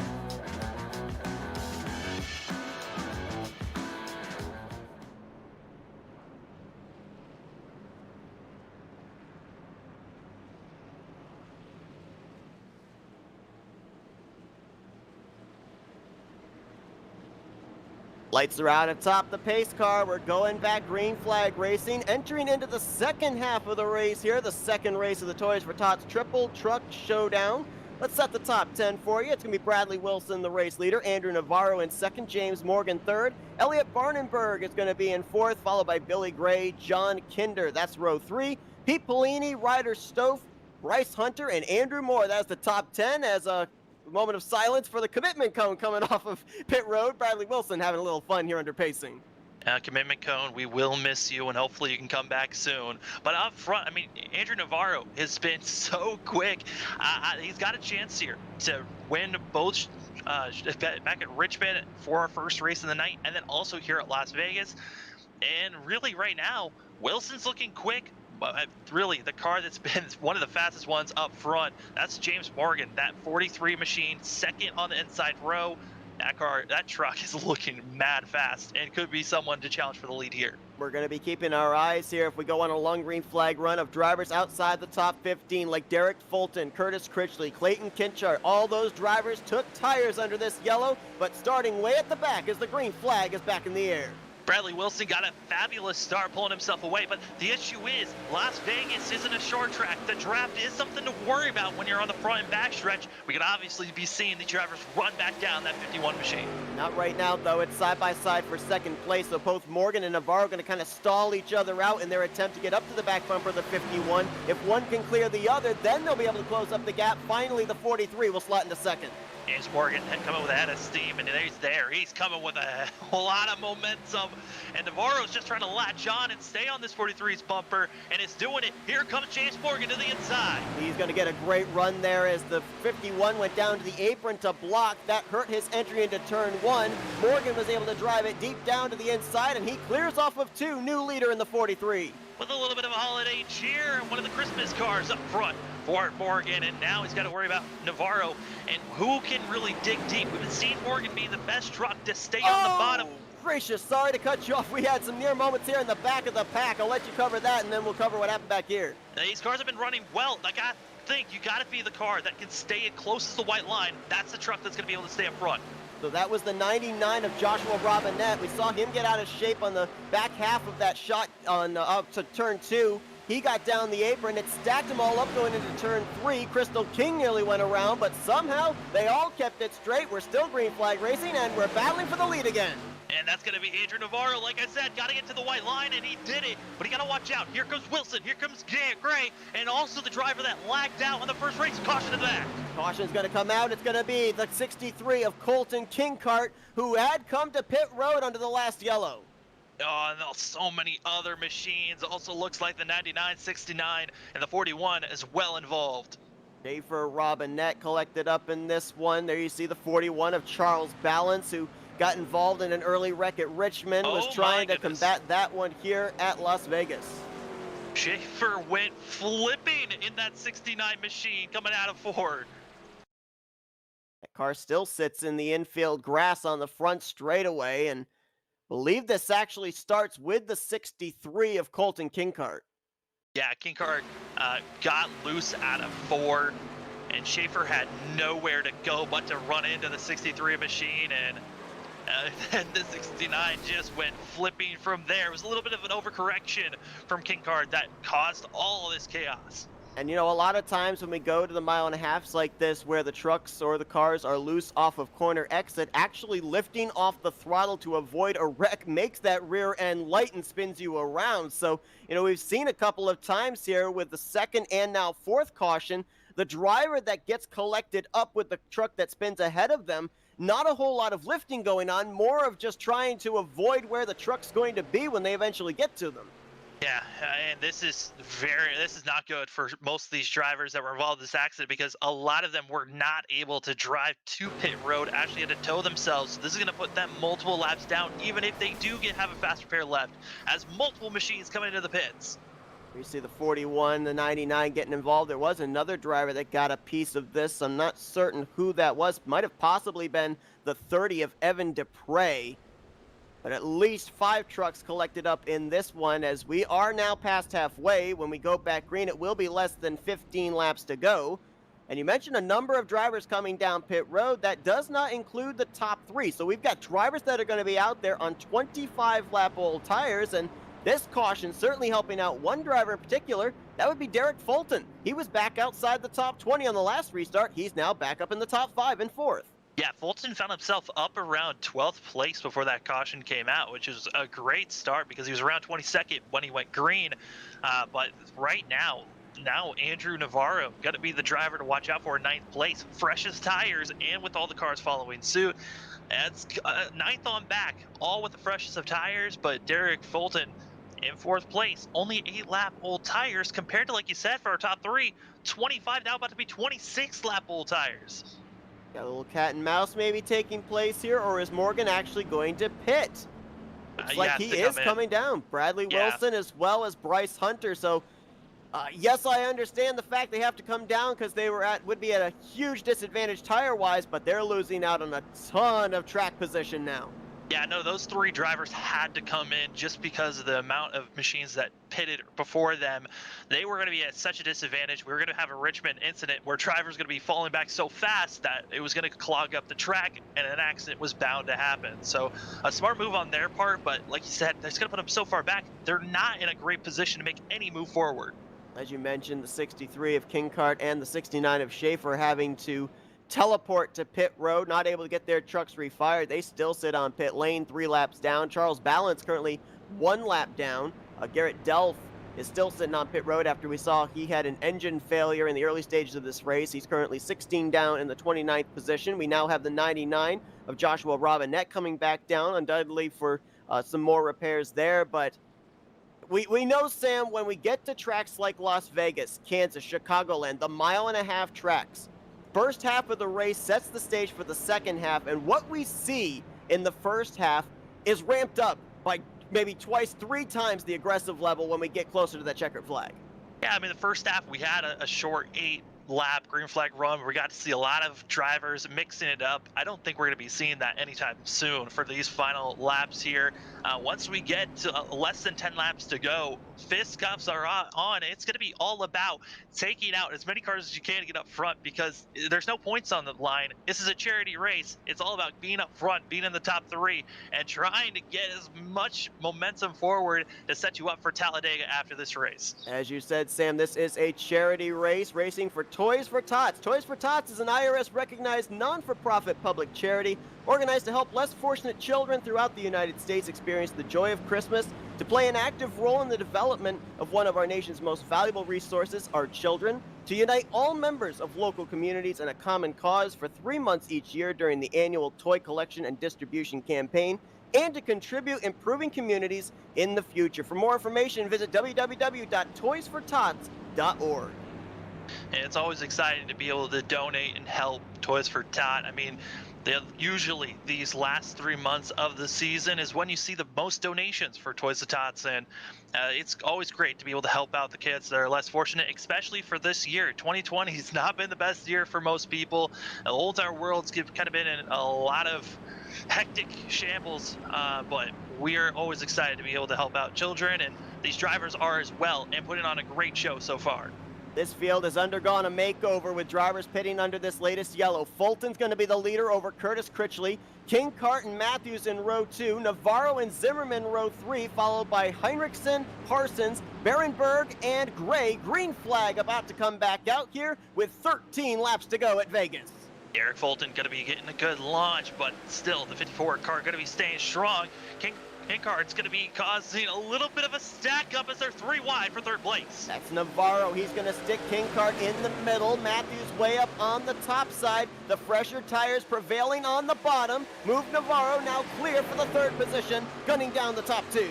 And watch out, this battle for the lead. They are on top of one another. I mean, Nicholas Matthews, he might have been the 2nd car to be spinning around during this race, but in the top 10, a great run for himself.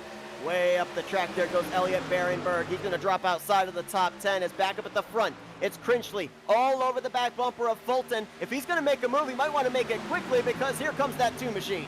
Yeah, and Navarro with the much fresher tires, really making a charge at this point. Trying to get up 8-lap fresher tires as they're wrecking to the back. Caution's going to come out. That is Cheston Green in the 28, Andrew Moore in the 43. several others spinning as well. And now we're going to be going green with less than 10 laps to go. When we talked about how it's going to be ramping up, it continues on. I believe it might have been the 69 possibly. It was one of the, no, excuse me, it was not the 69. There were other cars that just all rocking pretty similar schemes out here. And around they went in front of those drivers. 58 of Ryder Stoff, or I'm sorry, make that Struff. He's actually got smoke billowing out from underneath his Chevrolet Silverado. We'll go back and see what happened. This, I believe, was off turn 2 and carried all the way down the back straightaway. And looking to see, as I believe this might have been the 25 machine that went around. It was. Andrew Moore was the driver that initially got spun around here. I think this was around the 12th position. He was battling with the 3 of Berenberg. No contact, just got loose in that middle groove. Yeah, that's the similar spot that we were seeing a lot of drivers getting loose during practice. So that loose sensation in the middle of the corner, it just carries on throughout the rest. And get a little bit of help spinning that 25 machine around, but a lot of cars and trucks just caught up in this thing. And some drivers gonna have to use their fast repairs. Some have already used their fast repairs, and they're gonna be stuck in pits trying to get the repairs done. But with it being less than 10 laps to go, there's not enough time to get those repairs done and get back out there on track. Yeah, Struff took the biggest hit, but there were about 3-4 other trucks involved. I think the 94 of Eric Zimmerman was one. Cheston Green in the 28 was another. And also the 7 of Pete Polini. Now, we mentioned that under the last caution, a driver that had come to pit road, being Colin Kinkart, had gotten involved in that wreck. Well, Polini had actually been to pit road under that same caution, and we touched on it, Sam. Drivers coming to pit road, giving up those positions, putting themselves back into these treacherous spots. Yeah, and these drivers really are going to have to figure out how to get through traffic if they're able to come out and go in the pits, get their tires, get back out there. But Andrew Navarro, I think he might have set himself up due to the fact that he waited until halfway to get the fresher tires, and the way that everyone has been pitting. This 2 machine looks set up to have a great run here. And looking at the other drivers that pitted with them, they haven't been drivers that have been staying up front. I don't know if there's anyone else that can really challenge Navarro coming to the end here, unless we see a lot of the field come to the pits late here with about 5 laps to go. Yeah, if we look right now at Andrew Navarro, he's been out there for 6 laps. Drivers ahead of him in Fulton and Critchley have been out there for 14 laps. Does 8 laps on your tires make that much of a difference?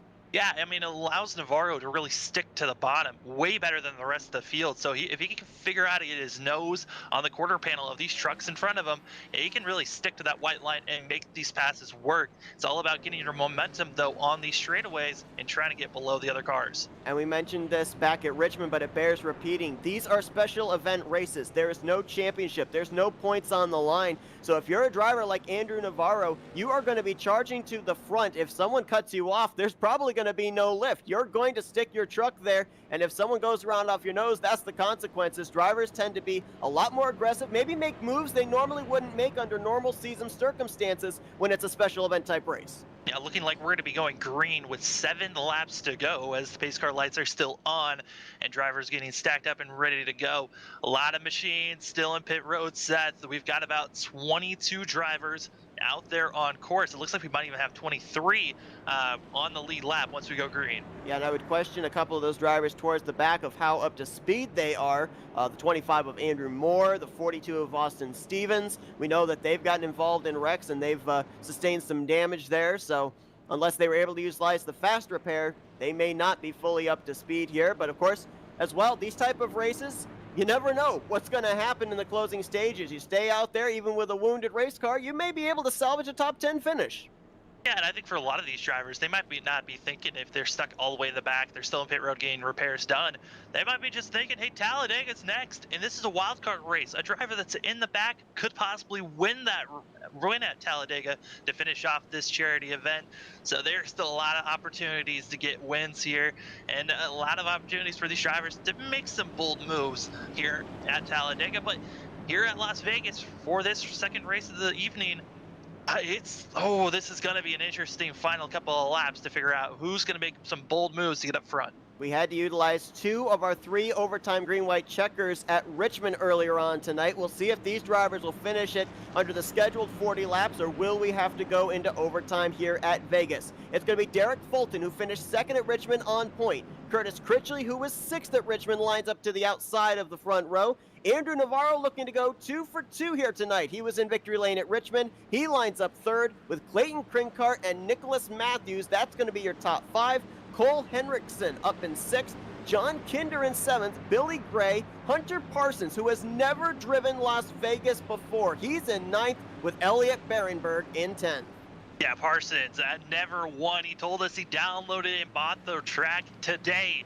So what an amazing run for that 00 machine as we prep and get ready to go green here. Pace car is off. And green flag about to be waved as 7 laps to go here in Las Vegas. Second race of the evening. We still got Talladega to go as Fulton gets shoved off the race, gets a little out of shape, and here comes Navarro. That almost looked like he may have missed a shift. That truck spun almost out on that front straightaway, the slick apron, and he is dropping back outside of the top 5, nearly out of the top 10. Critchley to the point, Navarro into 2nd, Kinkart 3rd off of 2.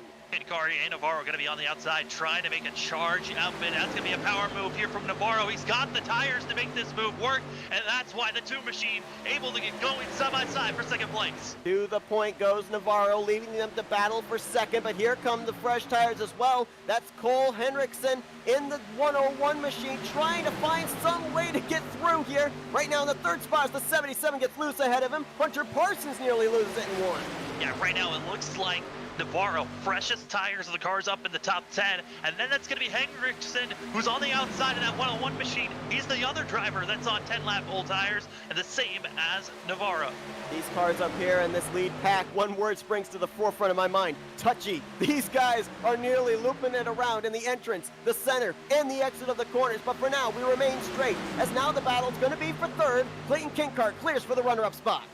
And Kinkart's car trying his best has really put himself there. Parsons is now up to 5th place and trying to make a charge of that 00 machine, but they're going to start fanning out here soon, trying to go 3-4 wide around these corners the best that they can. Navarro coming around corner number 4, bringing us to 4 laps to go. And now trying to mount a comeback up on that top side is the red number 70, Derek Fulton, who lost the lead on the restart. Looked like he may have missed a shift. He's now up to 6th, trying to fight his way back up into the top 5. This is the power of the draft. It's really able to carry the 70 machine and keep them in contact. That was the 3 that got shoved out of space there. Did not get up into the wall, kept it going. Berenberg, though, going to lose a lot of positions as a result. As up at the front, they continue to race door to door, almost literally, for the 2nd spot. Critchley still on the bottom, pushes up to Kinkart in the 77. Kinkart came down and really was pinching there. The 77 almost making contact with that move. They got to be careful because the more that they pinch, the better options it's going to give for a leader to start pulling away, but they're still keeping it close. 2 by 2, 3 rows deep as they continue on. 3 laps to go. We talked about the fact that this racetrack very draft reliant with the side-by-side battling between the 54 and the 77. It's hurting their chances of getting a run on Andrew Navarro, but Navarro's almost treating this like a super speedway, helping the top, helping the bottom, keeping those rows side by side. The 77 way wide off of 4, way wide and a wreck. And going around, that's going to be the 54 who's blown an engine and more cars being collected involved. There's the 3 spinning around, the 9 collected as well. Like that was the 58 back there of Ryder Strauff.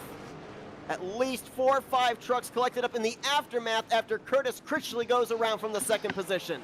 Yeah, it looked like Kinkart, like I talked about, was really pinching on these drivers, came off before, might have brushed the wall and came down, and too many machines collected and involved and clustered there. But Seth, it now brings us to a green-white checkered, our first of 3 attempts. It definitely does. Overtime for the 2nd time here tonight.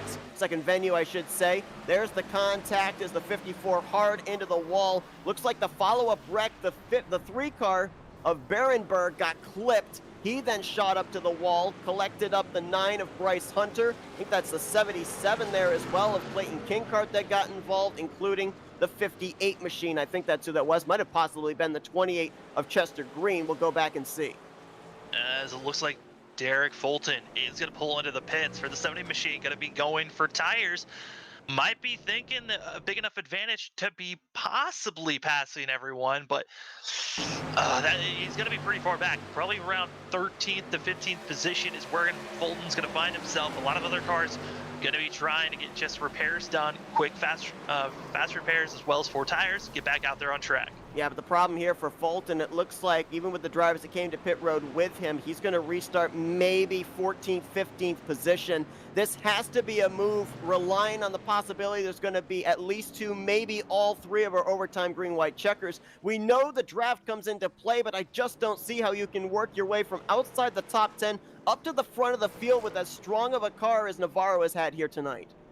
I mean, Navarro has a strong car, but now he's going to be around vehicles that are on the same tires as the 2 machine. And, you know, when we were interviewing Hunter Parsons, I asked him, hey, when do you think you're going to figure out this track? He didn't know because he just bought the track, but it looks like he might have figured out Las Vegas already as that 00 machine up to 3rd place. He's going to be behind Cole Heinrichsen in the 101, as well as the race leader Andrew Navarro. Nicholas Matthews lines up behind him in 4th. Bryant Seaborn makes his first appearance in the top 5. He'll be 5th.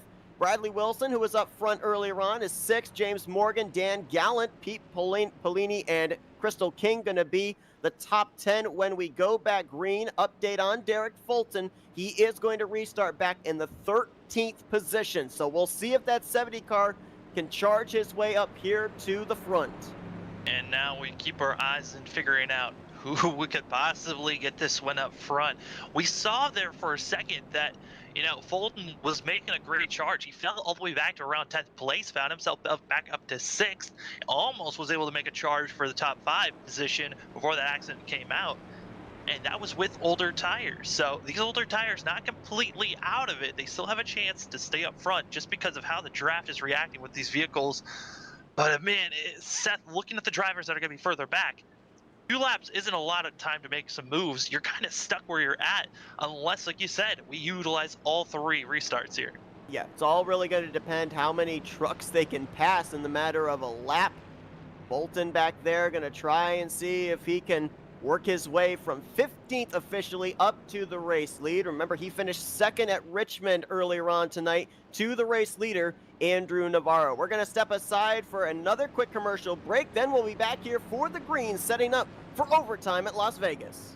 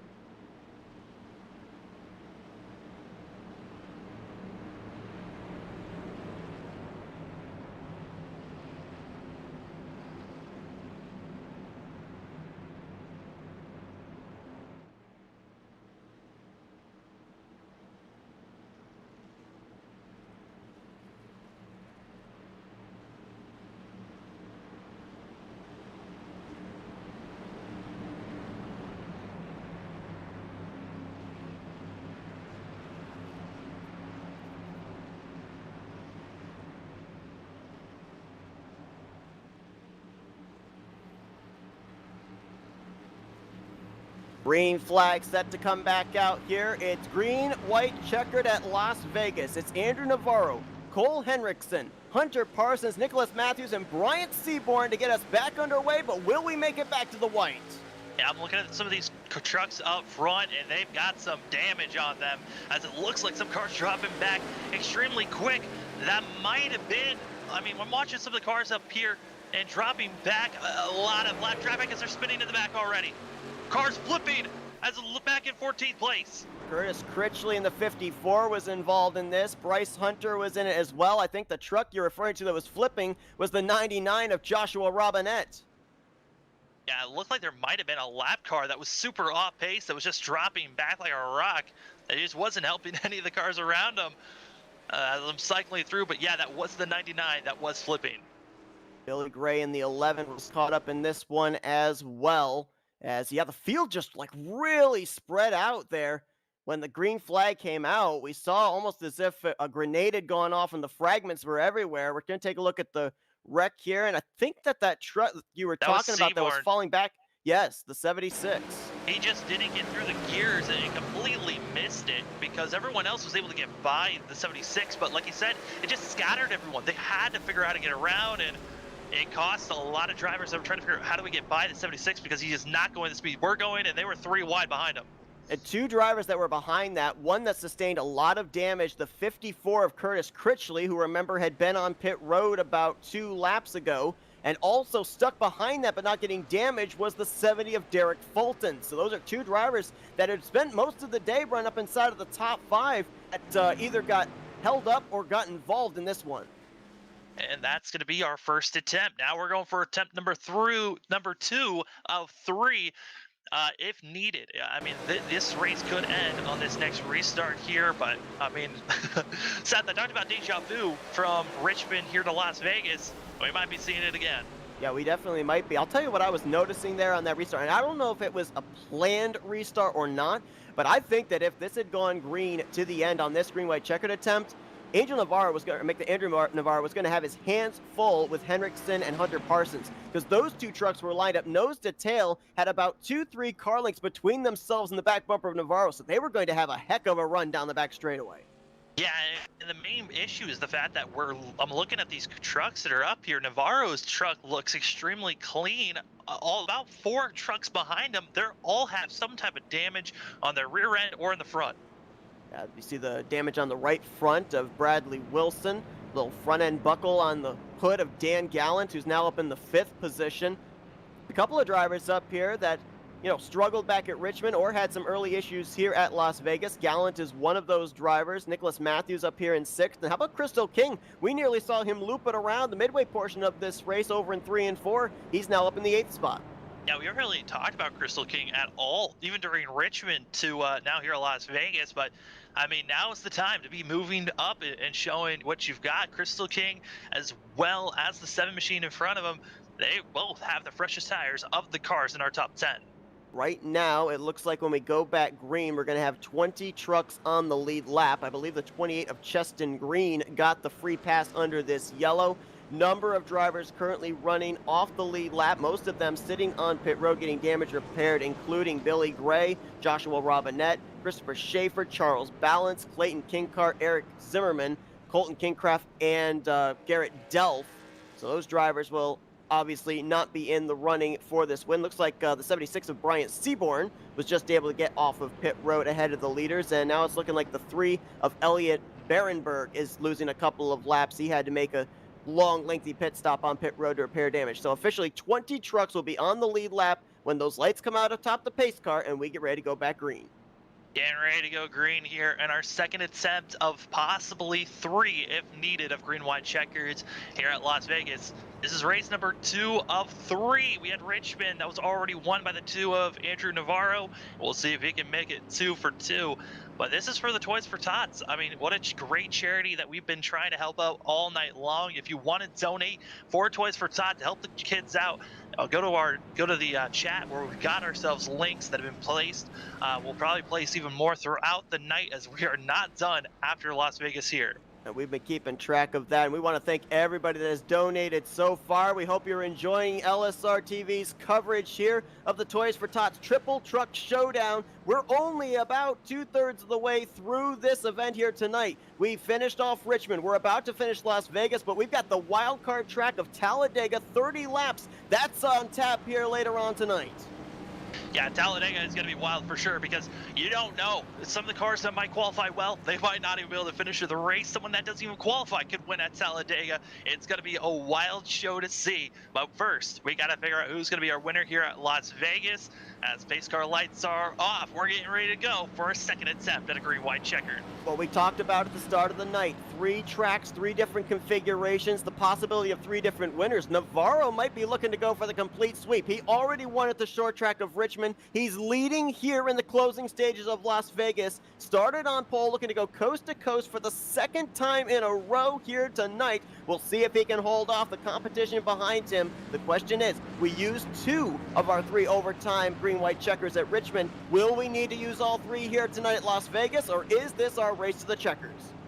As we wait for the pace car to pull up for us to get going, this is going to be a wild one for sure, because there's always the possibility of these cars wrecking going into one with how these restarts have gone. You never know when these drivers are going to be making any type of moves, but the pace car is off. Our second attempt is underway. Navarro up through the gears, going to have about a truck length between him and second place, crossing the start-finish line, and now we're back at it again. The 0 and the 00 lined up nose to tail. We'll see what kind of a run they might be able to get down the backstretch.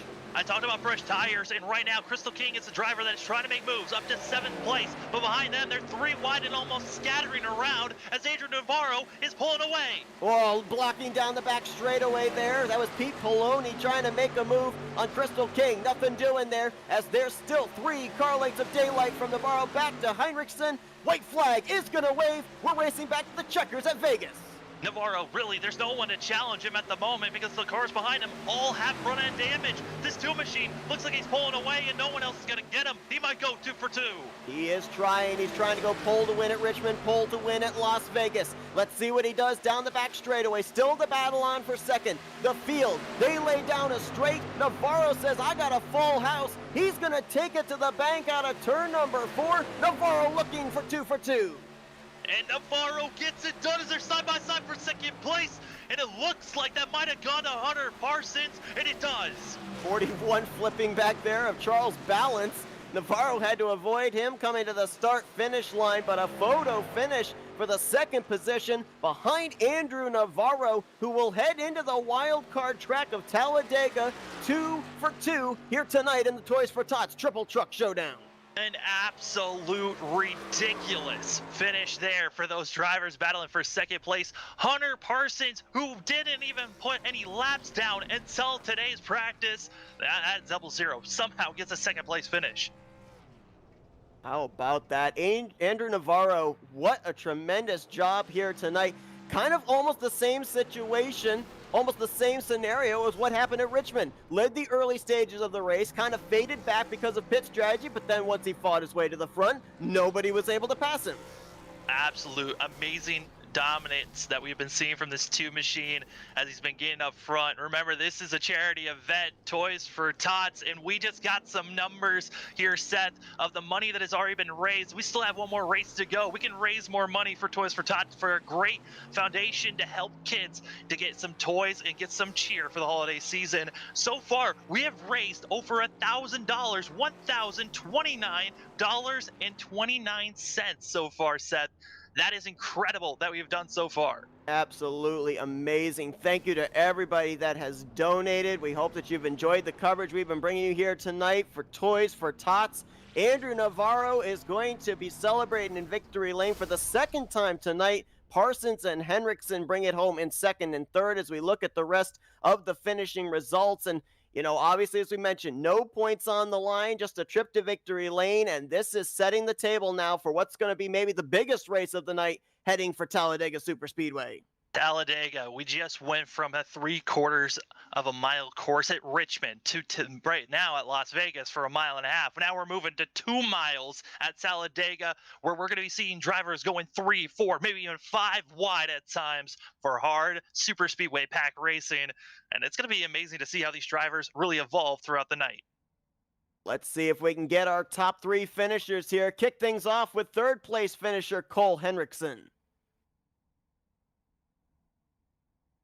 Hey, Cole, it's Sam and Seth up here in the booth. You got us? We'll try again here. Hey, Cole. Sam and Seth up here in the booth. You got us, man? All right, looks like we're having some trouble here connecting with Cole. We'll see if maybe we'll be able to get him in just a moment. Why don't we see if while we're waiting for him, if we can maybe get our second place finisher of Hunter Parsons. Hey Hunter, it's Sam and Seth up here in the booth. You got us? Yeah, I got this stuff figured out now.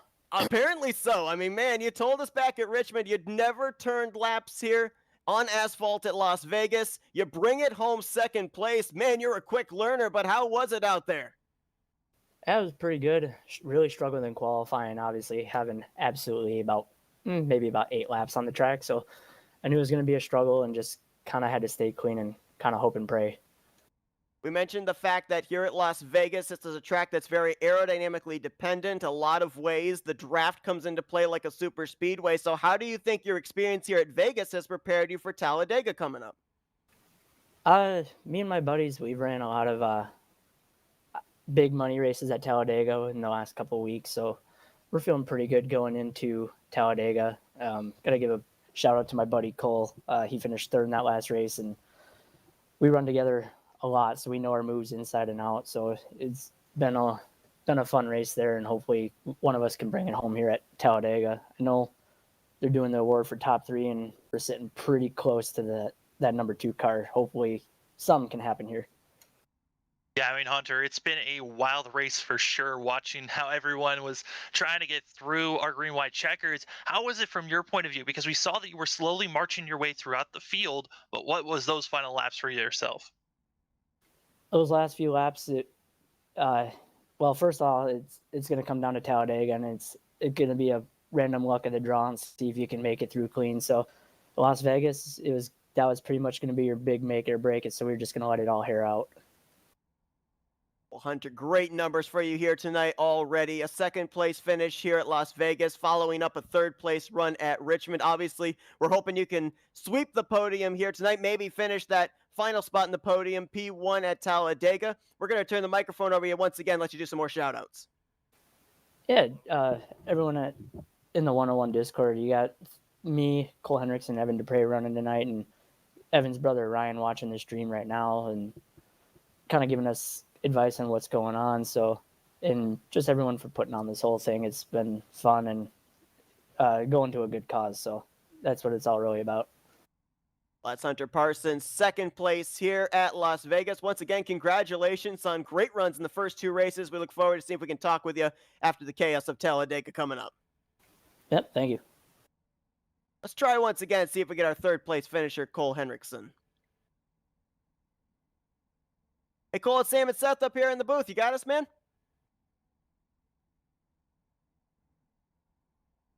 We'll give it one more try here. Hey, Cole, you got us? All right, so apparently we're not able to get in touch here with Cole. We'll see if we can talk with him momentarily. But now let's go down to victory lane, 2 for 2, pole to win. Richmond earlier. Tonight, it's now Vegas. Andrew Navarro. Andrew, my goodness, man, you are on a tear right now. But you had to kind of fight your way back up to the front here at Vegas. How difficult was it to manipulate the draft, working your way through traffic to get back up to the front of the field? Yeah, the draft was way too prevalent, especially with the new package for the trucks. I think maybe being the leader was probably actually the best thing because you could kind of pull who you wanted to, and you would always pull the guy who's on the disadvantage line, so you kind of pull him around there. So the draft was definitely a lot of help, and then going through the field, you just had to be in the right spot. Well, obviously, Andrew, I don't want to jinx you, but I got to ask the question. You won at Richmond. You won at Vegas. Can you go 3 for 3 here tonight at the wildcard track of Talladega? That's asking a bit much. Yeah, I think, I don't know. It's just such a wild card right now. I brought the wrong truck too, so it's gonna be very interesting. Yeah, I mean, right now it's looking like Talladega is going to be a bizarre race for a lot of these drivers because you don't know how it's going to react for most of these drivers, and excited to see how they're going to be doing here. I mean, it's gonna be crazy. I mean, we got 30 guys in there all going for a win here, especially at Talladega. It's always pretty nuts, so should be fun. Well, Andrew, congratulations on back-to-back wins here so far tonight in the Toys for Tots Triple Truck Showdown. We look forward to seeing if maybe you can go 3 for 3, but for now, we're going to turn the microphone over to you. Let's do some more shout-outs here. Yeah, I want to thank Seven Seas, Phantom GFX, Beleaf, you guys also for hosting this great event for Toys for Tots. It's a great charity. So yeah. That is Andrew Navarro. He is your winner here tonight at Las Vegas and now carries the momentum of back-to-back victories into Talladega. So we wish him luck with that. We now do have our third place finisher, Cole Henriksen. Cole, you got us? Yes, sir. Man, I mean, great run for you here tonight. Podium finish at Las Vegas, up there in the conversation to maybe win this race. But what little more did you need on that final green-white checker to get around that truck? Well, I don't know if I would have been able to get him, honestly. I just think I don't know if my truck, if it had a little less damage, if maybe we could have been able to draft up there and get him. But I know he's pretty fast, and but yeah, I doubt we probably would have been able to get him. I think second's probably the best I would have done there anyway. So. Shifting gears, looking ahead to Talladega, we talked with Hunter Parsons moments ago, and he was talking about the fact that you and he are going to be working together at Talladega. So how do you like your chances of maybe being able to pick up the victory to cap off tonight's special events? Honestly, with it's Talladega, I don't really like my odds at all because, it's Talladega. You never know what's going to happen. You kind of just go in there and hope it all goes your way. I think Talladega, there is a lot of skill involved with knowing when to jump into lines, but I know a lot of it's luck too. I mean, you got to have a lot of good luck here and not get caught up and stuff. So yeah, we'll just have to see how it plays out. And if I get wrecked, you know what? It's Talladega. So. Yeah, I mean, Cole, we saw there in Las Vegas. I mean, you were caught up in a couple of accidents there. And do you feel like that damage that you had really was hurting you on that chance for a victory? I couldn't really decide. Like, it seemed like my car was full power, or my truck was full power, and I don't know. I'm not sure. I know it did seem like he would take off like crazy on the restarts, so I don't know. I don't know if it's just obviously him getting the jump because he could decide when to go or what it was. But no, I don't think it was too bad. I really wish that wreck wouldn't have happened with 2 to go because that was going to be a hell of a finish. I mean, that was.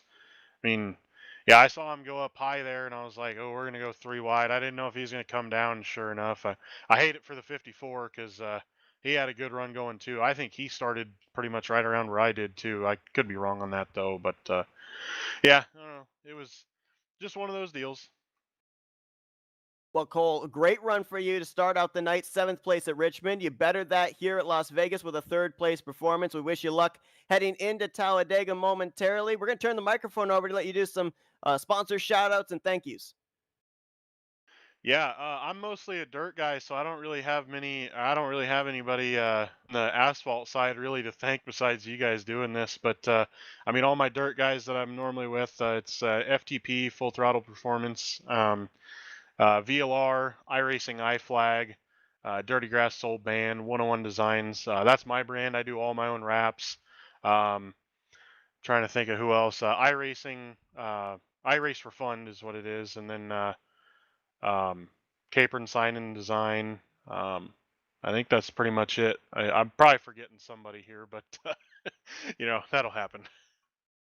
Well, that's Cole Henriksen. He brings it home 3rd place here at Las Vegas Motor Speed. Once again, congratulations on a great run there, Cole. We look forward to seeing what you're able to do when we go to Talladega momentarily. Alrighty, thank you guys.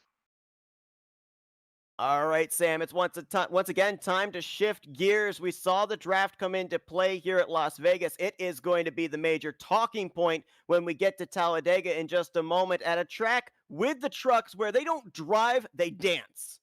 Yeah, they're going to be bouncing a lot here at Talladega. It's a lot of how well and how smooth can you keep your truck as these drivers going to be going through. And I've been watching a lot of super speedway racing with trucks, and really it's about how patient can you be with these trucks. 30 laps here at Talladega, and it's going to give you an opportunity for these drivers to really back it down for a moment, and you don't have to be too aggressive at the start. You can wait until the final 10 laps and then start making a charge, but there's some drivers that feel a lot more comfortable up in the top 5. And the difference with a super speedway as opposed to the other tracks we've been at tonight, Richmond and Las Vegas, you're 100% racer. When you go to Talladega or even Daytona, you're 50% racer, 50% diplomat. You need someone working with you if you're going to win that race. Yeah, and really, the speed that these drivers are going to be having, it's going to be incredible to see, and the potential of the big one is always there for these drivers, of everyone being scattered and caught up in some type of a wreck. LSR TV's coverage of the Toys for Tots Triple Truck Showdown is 2/3 of the way home. We've run Richmond. We've run Las Vegas. Andrew Navarro has won them both. We cap it off now with Talladega Super Speedway. That is coming up momentarily. Don't go anywhere. We'll be back here after this commercial break.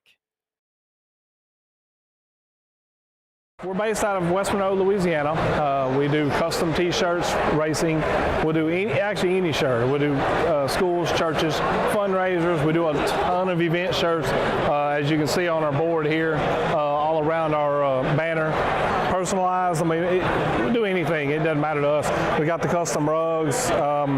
We use all the, top quality shirts, inks and everything. Hoodies, hats. We do embroidered hats, embroidered shirts. Just you can call us for anything. We do offer the bag and fold, to where you can receive them and they're already labeled and tagged and bagged, ready to give out to your customers. So you just call us and just tell us, hey, this is what we're looking at doing, and if we're going to put the car on there, it is 125 quantity minimum. If it's without the car, it's 60 quantity minimum. That's strictly on the racing stuff. If it's a business or something, if you race on Texas shirts, it's a little bit differently. You can call us. It just depends on your quantity and ink colors. Everything is hand drawn. I mean, everything. We don't Photoshop anything onto a shirt or anything like that. Everything that we go through, everything is drawn, and which is the reason for the art fees.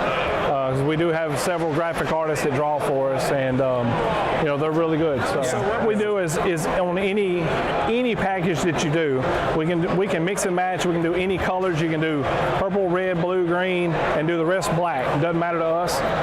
With your design on there, we can do hoodies. We can do hoodies, long sleeve shirts, t-shirts, tank tops. It doesn't matter. I mean, it's almost limitless what you can do, and you can put all that together in that package to make that minimum requirements. They can call us 318-278-7191, or they can email us at bulletprooftees@yahoo.com, or they can go to the website bulletprooftees.com. We're based out of West Monroe, Louisiana. We do custom T-shirts, racing.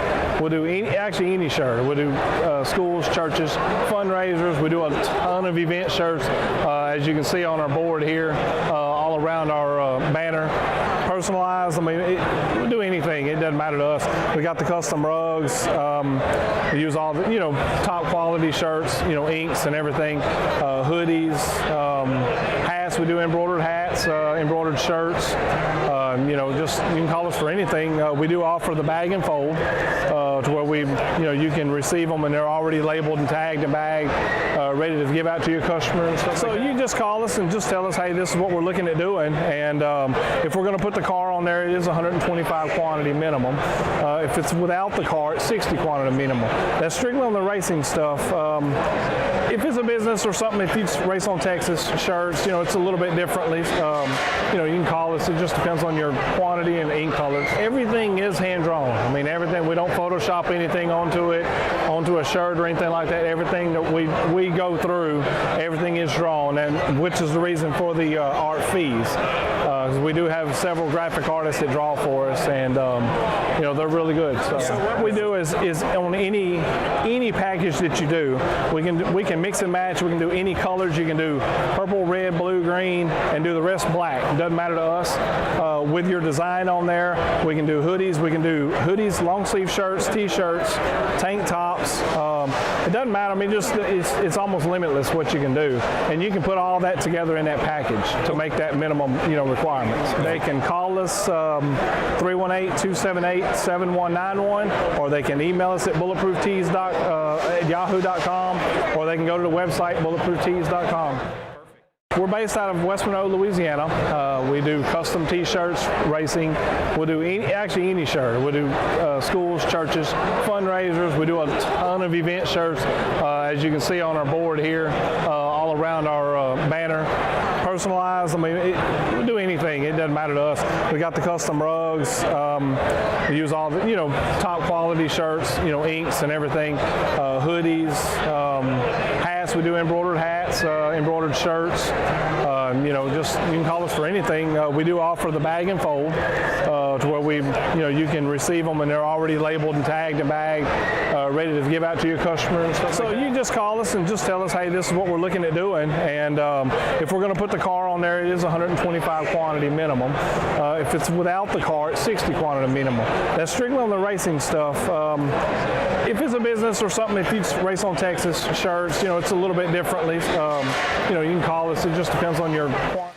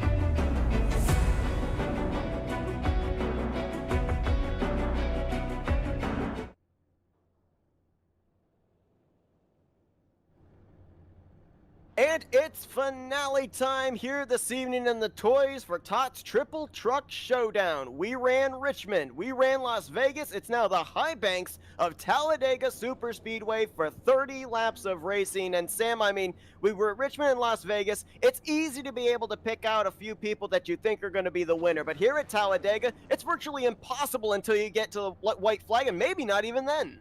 Yeah, because some of the drivers that were running well are actually going to be starting further back than what really we're expecting to see. I mean, Hunter Parsons, who's been finishing in our top 3 in these last 2 races, once again, not the best qualifying time, but based off the patterns that we've been seeing, we might be seeing him up front at the end of this race. I mean, take a look at what our front row is comprised of. These are drivers that struggled at both Richmond and Las Vegas. Cheston Green going to line up on the point. Bryant Seaborn going to line up in second place. But as we said before we finished up the Las Vegas race, when you come to Talladega, you've got to have friends that are willing to work with you. So you got to wonder how much diplomacy was going on pre-race, maybe even before tonight's events took place, of, hey, you work with me, I'll work with you, it'll be a mutual benefit.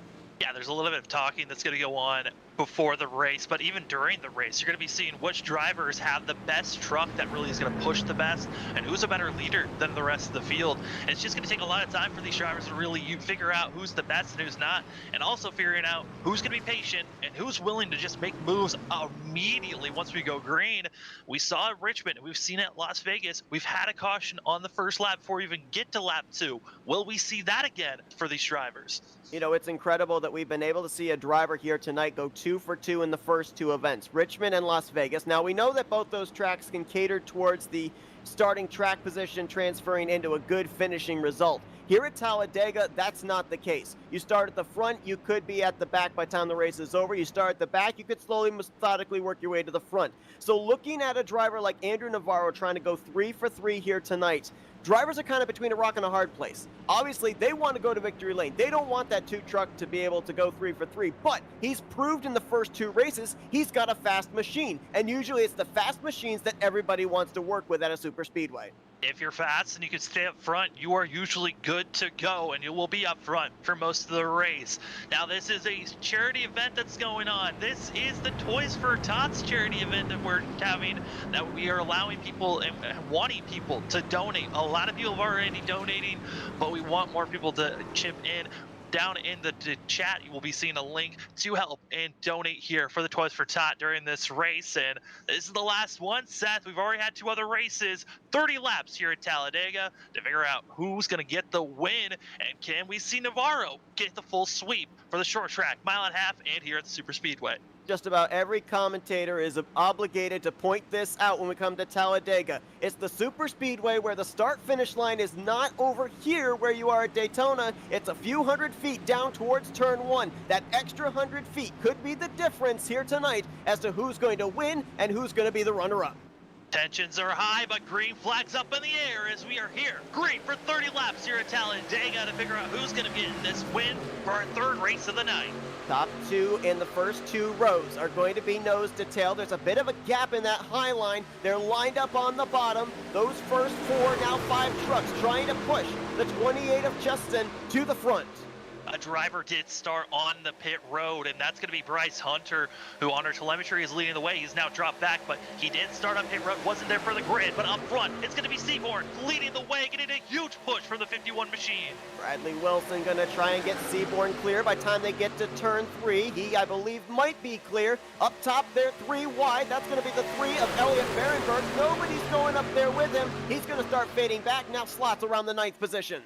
You know, cars that really drop back, that's going to be the 70 of Derek Fulton that decided he's going to be going all the way to the back, and this is a strategy call to be back here. I mentioned it after the Las Vegas race. Here at Talladega, they don't drive, they dance. You saw it right there going through the tri-oval. Drivers darting left and right. The trucks are handling okay for them, but they're moving around for us, so it makes you really nervous as a spectator.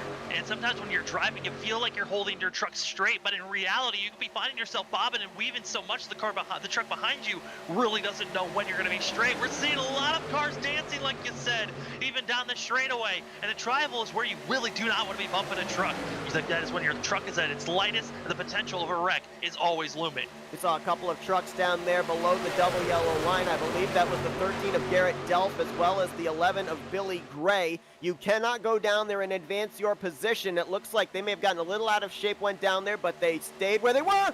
Whoa, the 41 out of shape. That's a 0, actually. He's going to collect a number of cars here in the tri-oval. And they continue to scatter, as that's also going to be Andrew Moore in the 23 machine involved, the 30 involved as well, as more and more get collected in. Hunter Parsons, who had 2 great runs coming into this one, collected up. The 77 back there as well.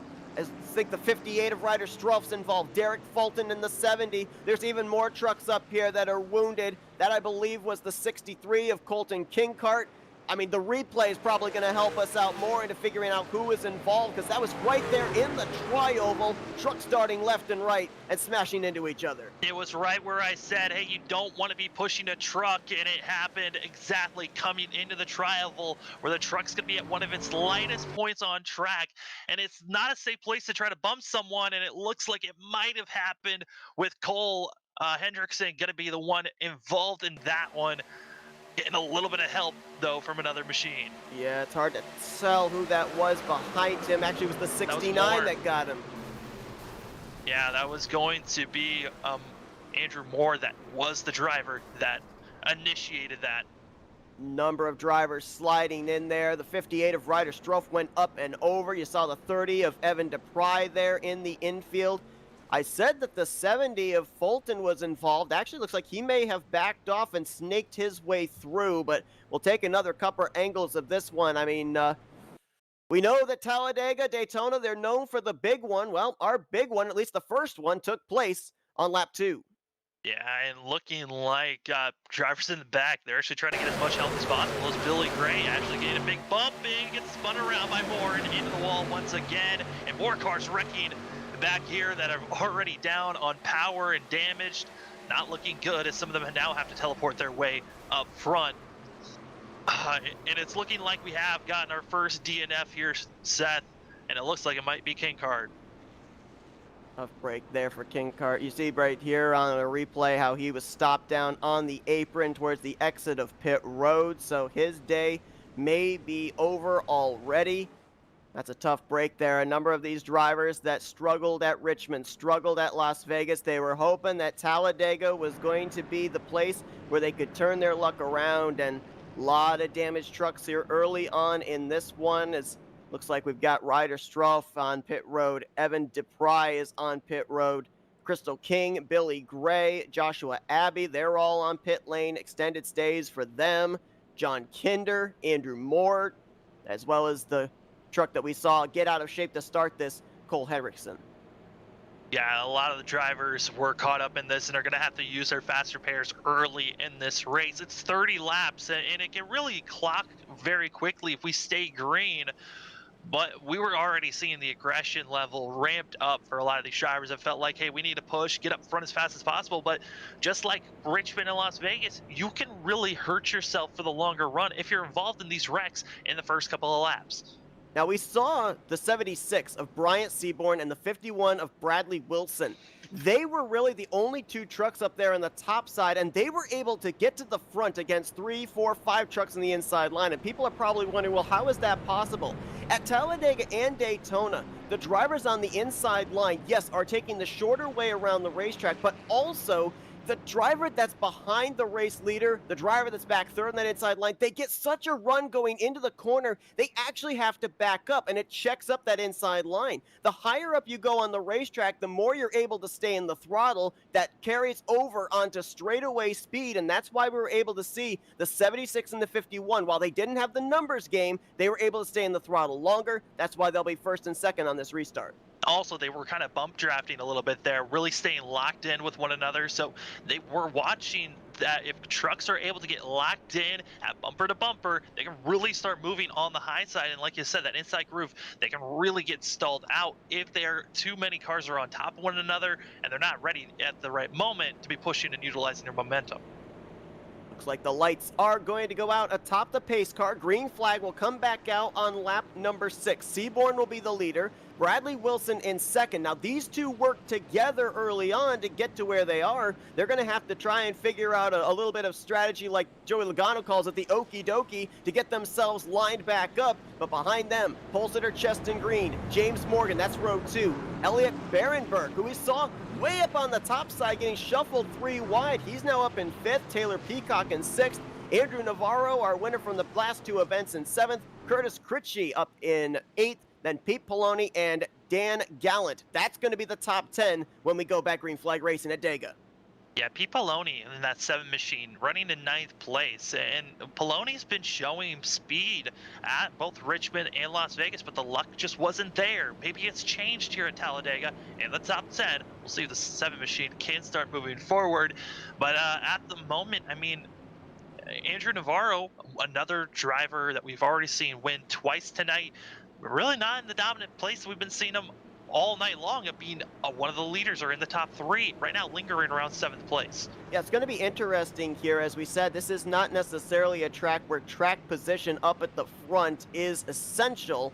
It'll be interesting to see if drivers up here at the front, if they can stay at the front, how difficult it will be to hold the race lead. We've already seen Cheston Green, who started on point. Now he's back in the 3rd position. So we'll see how long the 76 can hold the lead when we go back green. And you want to talk about drivers that are looking to carry some momentum here into Talladega. Taylor Peacock going to restart there on the inside of row 3. Well, Peacock got involved in an early wreck back at Richmond. He battled back to 10th place, but then last time out at Las Vegas, he DNF'd. I believe he finished 30th in that race. So talk about a driver that wants to finish off this trifecta on a high note. Yeah, really looking for momentum here and just to help them have a great way to end the night off as the drivers are going through the trial, waiting for the green flag to come out. They're racing for the kids. This is for the kids, for Tots. Tots for, and really, if you want to donate for a great charity, that's going to be in our chat for donations. Green flag back in the air. Lap 6 goes on the board. Seaborn with no help. They are lined up pretty well on that top side. Wilson, Morgan, and Berenberg. As the drivers are getting green and going, I mean, right now, Wilson holding strong, but will he drop down and try to work with Seaborn? It's not looking like it. That outside groove is just continuing to push on, but who's going to drop down? Behind Berenberg, you've got Navarro, and then behind Navarro, you've got Curtis Critchley, and now it's going to be Morgan. That's going to drop down to the inside line, pick up the 76. Now the 51 blocks him. He'll move to the inside. Now leading that outside line is going to be the 3 of Elliot Berenberg. You got to be careful on that inside. If you touch the apron, it's like a slingshot that just wants to push you up. You got to be careful when you're so down, when you're that low. Also, the drivers that are in that middle high line, they got to be careful as well. Some of them are going to be trying to get a little bit of side draft, getting as close as possible to help their momentum push. But if you get too close and a car shuffles, you find yourself being taken out, or even taking out another driver around you. Saw the 43 and the 51 switch from the top down to the bottom. They were relying on their spotters to clear them, but there's going to come a point in the end of this race where drivers are not even going to wait for their spotter to clear them. They're going to make moves to block. They're going to make moves to make passes. It's those type of moves that lead to wrecks. Right now, so far at the front, they keep it straight, they keep it green, but there's some movement going on in the middle of this lead path. And right now, we're waiting to see how stable and how just waiting, as we're still saying too wide. This is a lot more passive compared to the way that these drivers were racing in those first couple of laps before our first caution came out. And this is kind of what we're expecting to see for a while, for these drivers to stay 2 by 2 and just waiting for their time to make it 3 wide and really push it for a win. Around that time, might be about 15 to 10 laps to go. We're about 8 laps away. As I say that, they side go 3 wide for the lead. That is Andrew Navarro up on the top side, 3 wide. He's got help. He's trying to go 3 for 3. He's got the 54 of Curtis Critchley up there with him. A 13 of Garrett Delph is up there as well. I believe that's also the 55 of Nicholas Matthews. And Navarro's just going to drop in the middle of the groove and wait for everyone else to drop down, which is going to be leaving him as they go around spinning. but that's on the apron. We stay green. I think they're wrecking so more. again.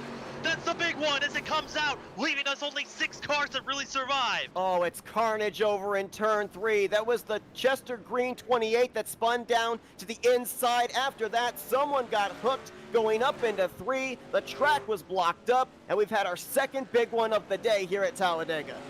And this is just a little bit of a factor of the fact that cars are trying to come back up, and it just was so many cars trying to make bold moves, but just we're not able to. Not a lot of space once you're 3 wide and a car goes off of the apron trying to move back up onto the track. It was hard to tell, but I think it might have been the 89 of Dan Gallant. That was the one that got hooked to the right up in front of the field. You'll notice as well, the third car on the inside line is the 28 of Cheston Green. He is the one that spins to the inside. That doesn't bring out a caution. The 89 getting turned does.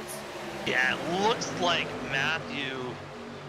Nicholas Matthews might have gotten a really wicked shove from behind, which then launched him into the inside. And that's when we find Gallen just nowhere to go, coming back up onto the track, and a lot of victims not prepared for that incident. Might have been the 71 of Zach Adams that tagged the 55 from behind. You saw there momentarily the 70 going down, hitting the inside wall pretty good with the front end. That was Derek Fulton. We'll take a couple more angles here, a couple more replays of this incident over in turn 3. But I mean, Sam, we know that these guys have a fast repair. We're only 9 laps in, and some of these guys might have to use it already. Yeah, some have already used it on the first caution that came out. So this puts them in even a worse state if you've already used your fast repair, because now you're going to be in the pits for maybe 10 to 15, maybe even possibly 30 minutes. And this race, we're coming closer and closer to the halfway marker. You're running out of time. There's another look at it as Wu 13 got up into the air a brief moment there. Oh, wow, hard hit with the front end as well for the 00 of Hunter Parsons, who's coming off back-to-back top 3 finishes in the first 2 events here tonight. And a number of drivers back there, it looked like the 14, the 9, they were all on the brakes. It actually lost the lead group, which actually turned out to be a blessing because they just snuck their way through all the carnage.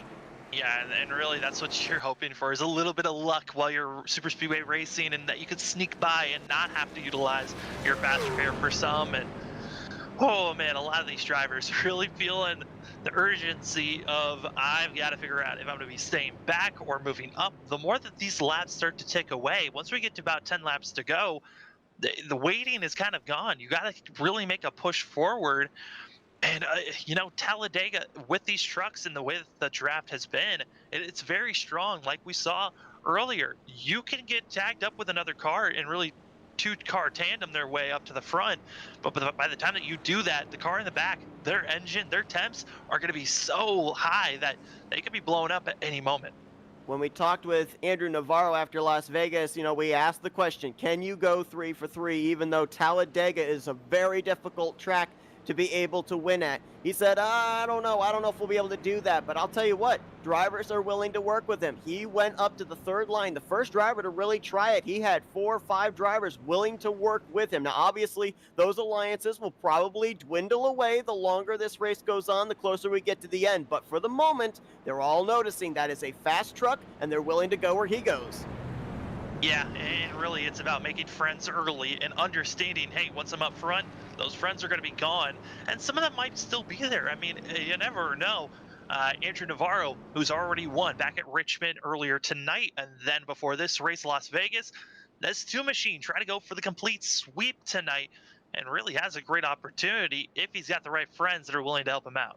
Folks, we thank you for joining us here tonight for LSR TV's coverage of the Toys for Tots Triple Truck Showdown. We're in the finale here at Talladega, entering into the final 2/3 of the night's festivities. We appreciate everybody that's been donating tonight here on the fundraiser, and we're going to be back momentarily for the green flag here as we're going to step aside for a commercial break. Hey, it's Wesley Outland of CRN Sports, one of the co-founders. I'm also one of the announcers on Live Sim Racing, LSR TV. We've recently partnered with LiveSimRacing.com to become the official radio partner of all of the esports events. What is CRN? Well, first off, we're going to be covering esports like it's never been done before with our MRN, PRN type radio atmosphere like you experience with NASCAR.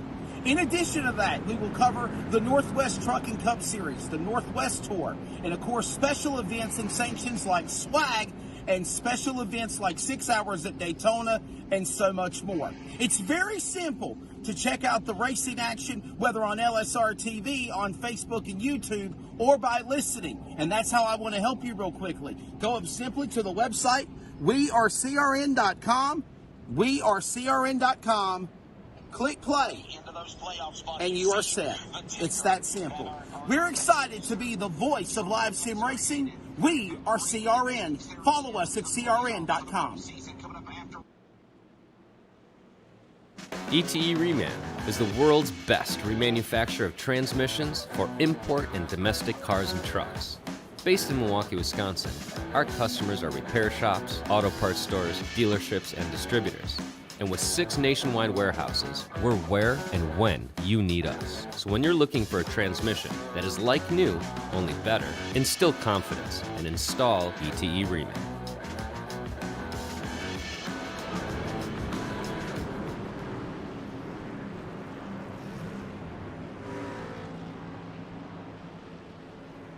Race number 3, the final race of the night for the Toys for Tots Triple Truck Showdown. Almost halfway through here is race number 3. We'll have lap number 12 going on the board here at Talladega Super Speedway. Race leader is going to be Bradley Wilson. He'll have James Morgan alongside of him. Andrew Navarro, who's trying to go a perfect 3 for 3 tonight alongside of Pete Poloni in row 2. Bryant Seaborn, the outside pole sitter, I should say, 5th.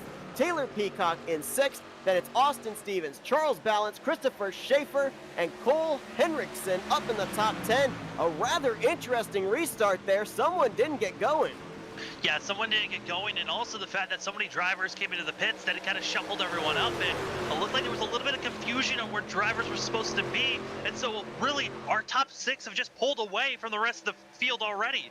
You've now got a pack of 5, now make it 6. Taylor Peacock's going to latch on to this. We'll see if Austin Stevens and Charles Balance back there can catch up. They're double wide ahead of him, so they've got a pretty good chance. But right now, Bradley Wilson out in front. He's got Navarro pushing him back out to the lead, trying to clear the top 2 from James Morgan on the top side. But really, our top 6 are going to be sitting ducks if we stay green here for the next about 3 laps or so, because that giant pack that's behind them, they're set up and they're ready to make a charge. Riding on board here with the 101 of Cole Henriksen, a driver that was involved in the first wreck when he got hooked in the tri-oval. He's back up here inside of the top 10, but has to make sure he keeps his nose clean because he's definitely one of the drivers we know that utilized the fast repair early on.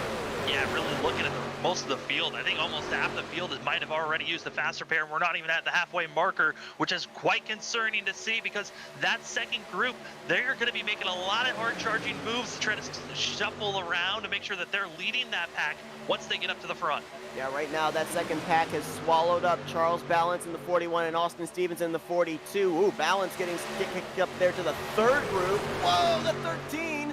Trying to hold this line there through the middle, using about 2 or 3 groups to do so. And there you can see the gap is maybe 10 car lengths from the tail end machine of Taylor Peacock to the lead machine of Cole Henriksen. So they are going to catch them maybe this lap, if not the next lap around.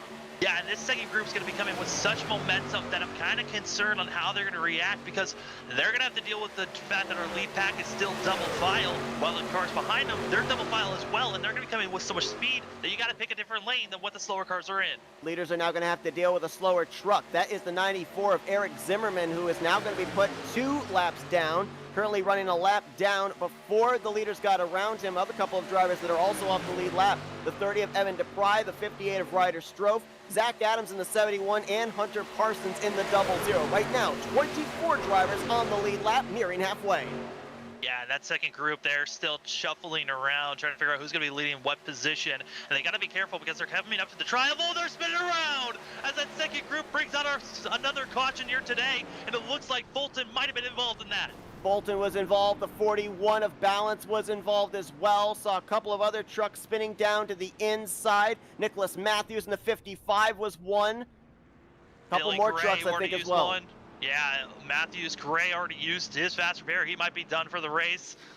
There are a lot of cars, a lot of trucks that were involved in this wreck that had already used their faster pairs, and this is not looking good for the back half of the field. 99 of Joshua Robinette was collected up in this one too. Cheston Green in the 28 started this race from the pole. It looks like his day is done.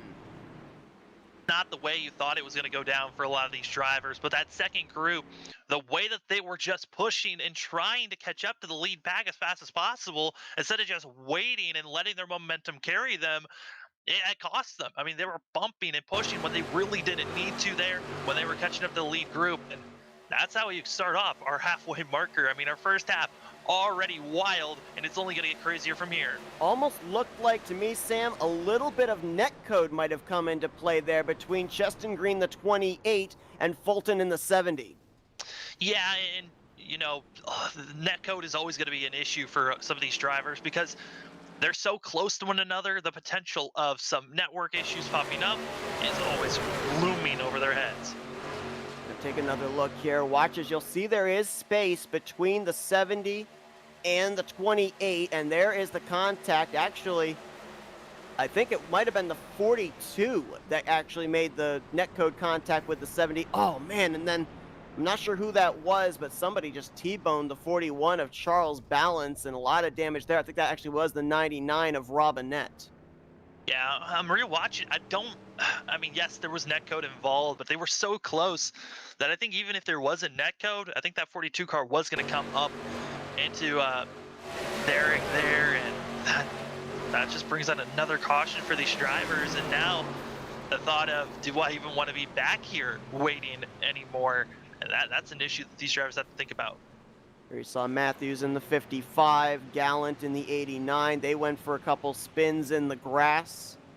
As caution's going to wave for the third time here tonight, and we have now entered into the second half of this race. We now have, it looks like, 3 drivers out of the race. We already documented the 28 pole sitter Cheston Green out of the race. He is going to join the 2 Kinkart drivers, Clayton Kinkart and Colton Kinkart, both going to be DNFing from this event as well. So currently, looks like we're going to have a total of 28 drivers still in this race. As soon as I say that, make it 27. The 41 of Balance just went to the garage area. Yeah, we're kind of waiting and lingering in a wait mode just because, yes, we just got to the halfway marker, but these drivers have been racing for a little over 25 minutes, and some of the damage that these drivers have, it might take over 20 minutes for them to even get that damage repaired and get back out there. So the thoughts of, do I want to get this repaired and then get back out there just for a chance to maybe gain a couple of positions, it's still over their heads, but a lot of them might be just backing out and calling it a night already. You know, we were at Richmond earlier on tonight. That's a track where the hits are hard, but not quite hard enough to maybe take you out of the race. And as we mentioned, you don't necessarily have to have the prettiest truck at a short track to win. We then went to Las Vegas. The speeds increased. The hits were harder.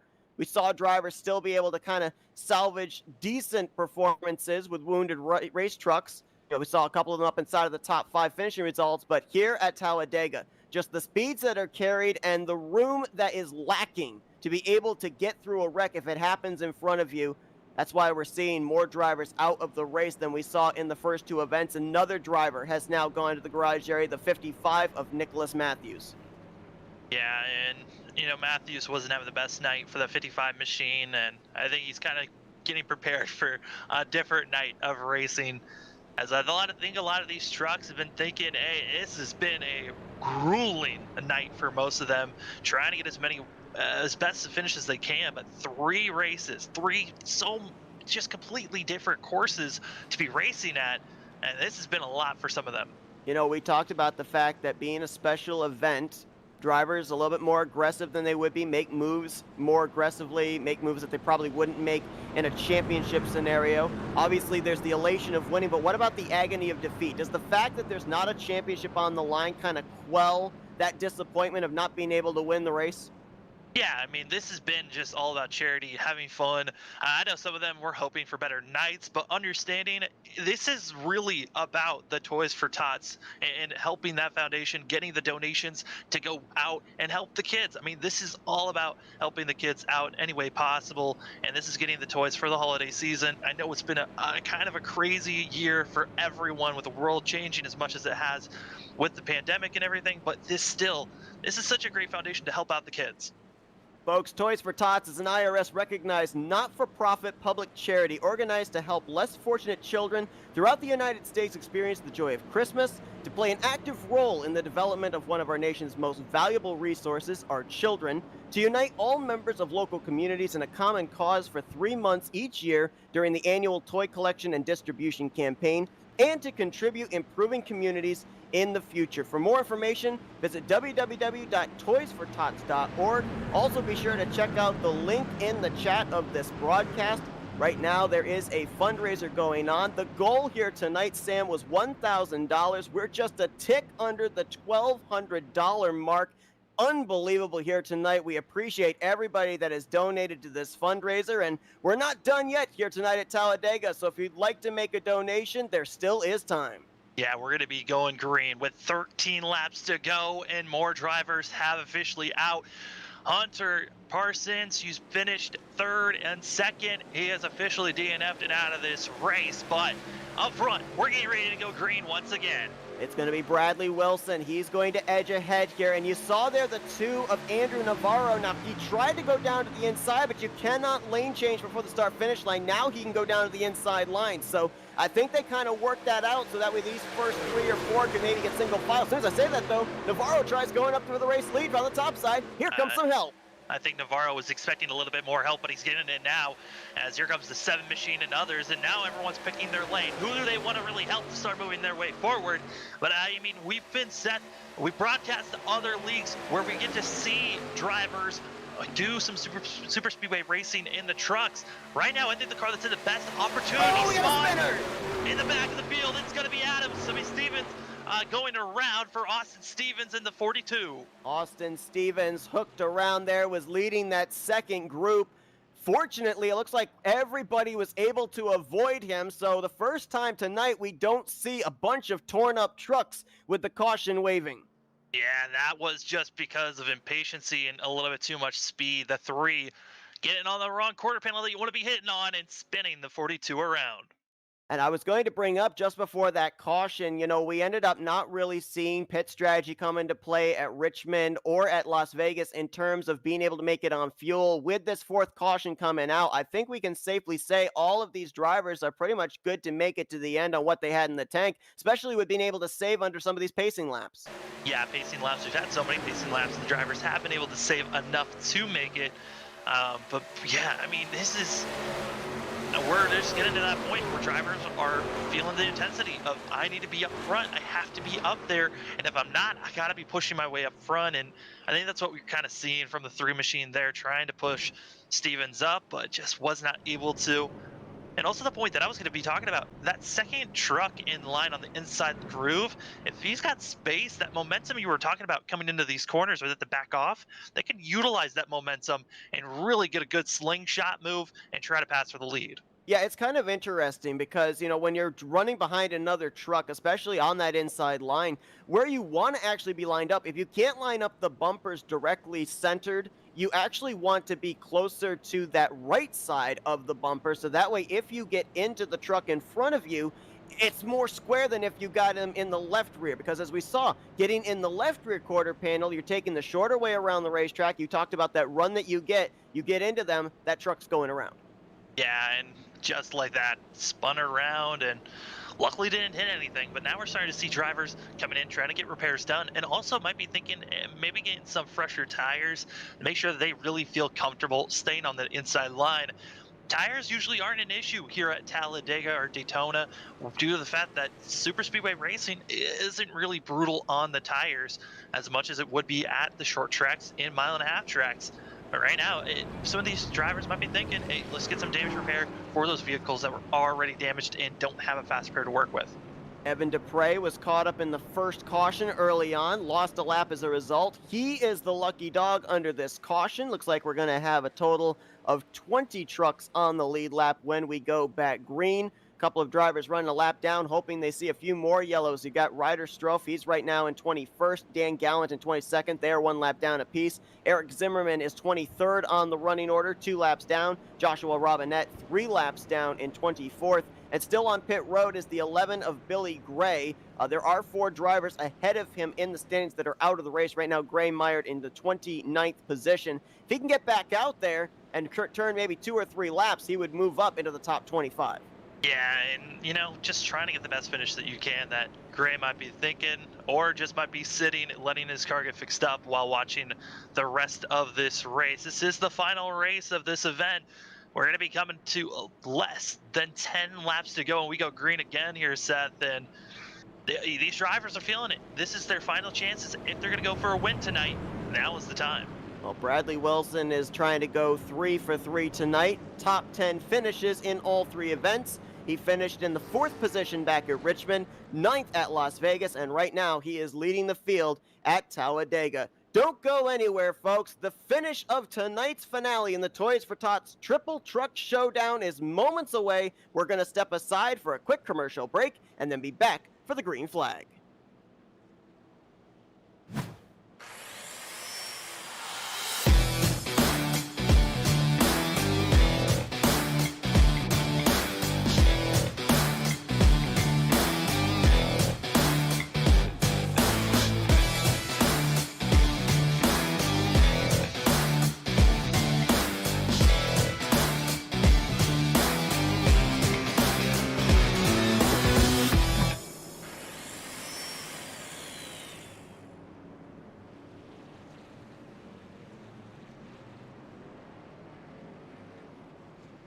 ETE Reman is the world's best remanufacturer of transmissions for import and domestic cars and trucks. Based in Milwaukee, Wisconsin, our customers are repair shops, auto parts stores, dealerships, and distributors. And with 6 nationwide warehouses, we're where and when you need us. So when you're looking for a transmission that is like new, only better, instill confidence and install ETE Reman.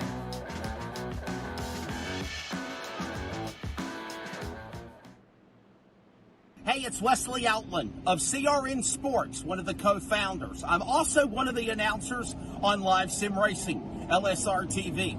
We've recently partnered with LiveSimRacing.com to become the official radio partner of all of the esports events. What is CRN? Well, first off, we're going to be covering esports like it's never been done before with our MRN, PRN type radio atmosphere like you experience with NASCAR.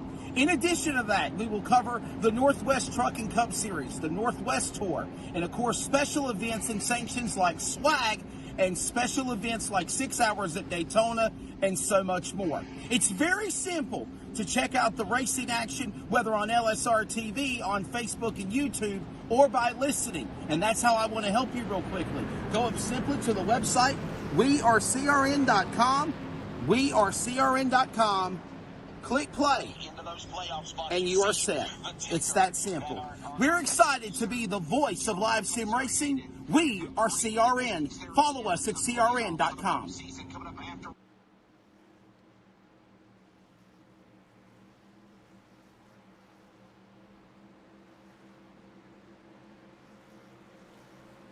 Going back green flag racing here with less than 10 laps to go at Talladega, the final race of the Toys for Tots Triple Truck Showdown, as the 51 of Bradley Wilson gets us back under the green. And ooh, look at this, it kind of stacked them up a little bit more there than he had on the earlier restarts. Yeah, I know Wilson right there was trying to figure out how to get James Morgan down as quick as possible, but also making sure no one else could follow suit. That's why he started stacking them up, and now we're seeing drivers single filed out right now. But this isn't going to last for very long. We're expecting drivers to go 2, 3 wide action here coming to the end, but Seth, we're single file, and we're waiting for the move, and it looks like it might be coming from Seaborn. Yeah, correction. We were single file. Outside pole sitter jumps to the top. He picks up Pete Polini as loyal with him. Looks like also back there is the 81 of Taylor Peacock. They're side by side, 3 rows deep. Now make it 5 rows deep. Yeah, now these drivers got to be thinking about who's going to be making the move for go into the third lane and try to make this 3 wide, or do you wait? When do you make that move? I think really the best optimal time would be about 3 laps to go. If you're going to make a push for that third lane, just stay 2 wide action for now. Really box in that bottom group. Don't allow them to have a chance to make any type of move just yet. Stay where you're at for 3 laps to go. We've got 20 trucks on the lead lap. It looks like right now only 15 of them are up in this lead pack and up to speed. Contact. Oh, they're on the apron. We're 3 wide forward, and there goes the 7. He's going to spin Navarro around. goes around. Oh, and they're all others. wrecking. Oh, man. And that was a little bit of contact that started with the 51 up to the 76, and then the rest of it looked like that was netcode and cars disappearing. Yeah, all of a sudden, whatever car it was that went sideways disappeared, and I think a lot of trucks were scattering, trying to figure out where he was going to reappear. Yeah, that's really what happened there. I believe that was the 7 that got out of shape and disappeared on us, and no one else really had anywhere to go. But due to the fact that we've been seeing so many cars with damage, for some of these cars up front, they haven't used their fast repair, so they're not completely out of this just yet. It looks like, though, a couple of trucks had to utilize a tow. The 7 of Pete Polini, the 81 of Taylor Peacock, who took quite a shot into that inside safer barrier on the back straightaway. Yeah, that was a very hard hit. And for these drivers that are taking tows, most likely this is going to put them at least 1, maybe even 2 laps down, just because of how long it takes for a tow here at Talladega. It takes about 3 minutes, which for these drivers that are running around, it's going to put them 2, maybe 3 laps down now that I think about it. There you saw the 9 sliding into view. That was Bryce Hunter. And the driver that coming into this race had been a perfect 2 for 2 at both Richmond and Las Vegas. Andrew Navarro got involved in this one, got some pretty good contact with the left side of his machine. Yeah, and it looks like Navarro might be going with just not utilizing the fast repair just yet. I believe the 2 car still has 1 to work with if needed. But right now, I think it's more so of wait until a green-white checker is going to be used if needed. But just based on how these drivers have been running so far, I'm expecting us to have another caution and us go into green-white flag action. Yeah, we ended up having 2 overtime green-white checkers at both Richmond and Las Vegas. Something in the back of my mind is saying we might need all 3 of them here at Talladega as the field picks up the pace car. Bradley Wilson, the race leader, James Morgan in second. Now, just to kind of document, as we said, that these drivers, with all of these cautions, able to save fuel, drivers have decided not to give up track position. Bradley Wilson, James Morgan, and Bryant Seaborn, they have not been to pit road at all this race. Behind them, Cole Henriksen, he had no choice. He was involved in the first wreck, so he was on pit road under the first caution, but he's been out there for 22 laps. Then drivers behind them, Elliot Berenberg, and Andrew Moore, they've been out for 16 laps. Zach Adams right now in 7th has been out there for 13 laps. Just about everybody else, though, they were just on pit road. Yeah, just got on pit road, and now they're going to be trying to get repairs done if needed.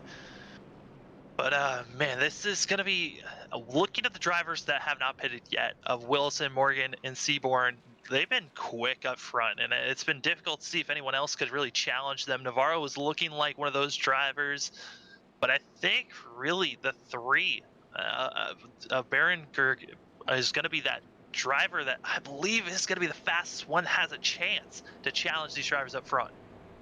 Lucky Dog was the 58 of Ryder Strofe, so right now it looks like 18 drivers will be on the lead lap when we go back green flag racing. Also, we need to document that after the last caution, another driver went back behind the wall, Joshua Robinette. Looks like he will finish in the 25th position here tonight. Currently, 7 drivers have DNF'd from this evening's event, and with the trend that's going on, there may be a couple more back there in the garage area before all is said and done. Looks like we're going to be going back green with less than 5 to go.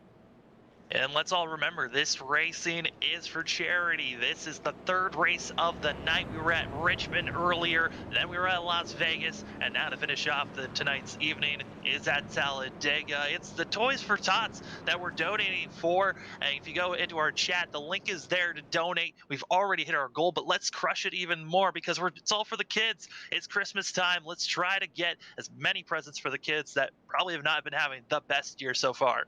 Well, Christmas has come early for Andrew Navarro. He's picked up 2 trips to victory lane here tonight, but now due to the fact that he was involved in that wreck back in the 12th position, another driver up here might be en route to picking up their first win of this triathlon.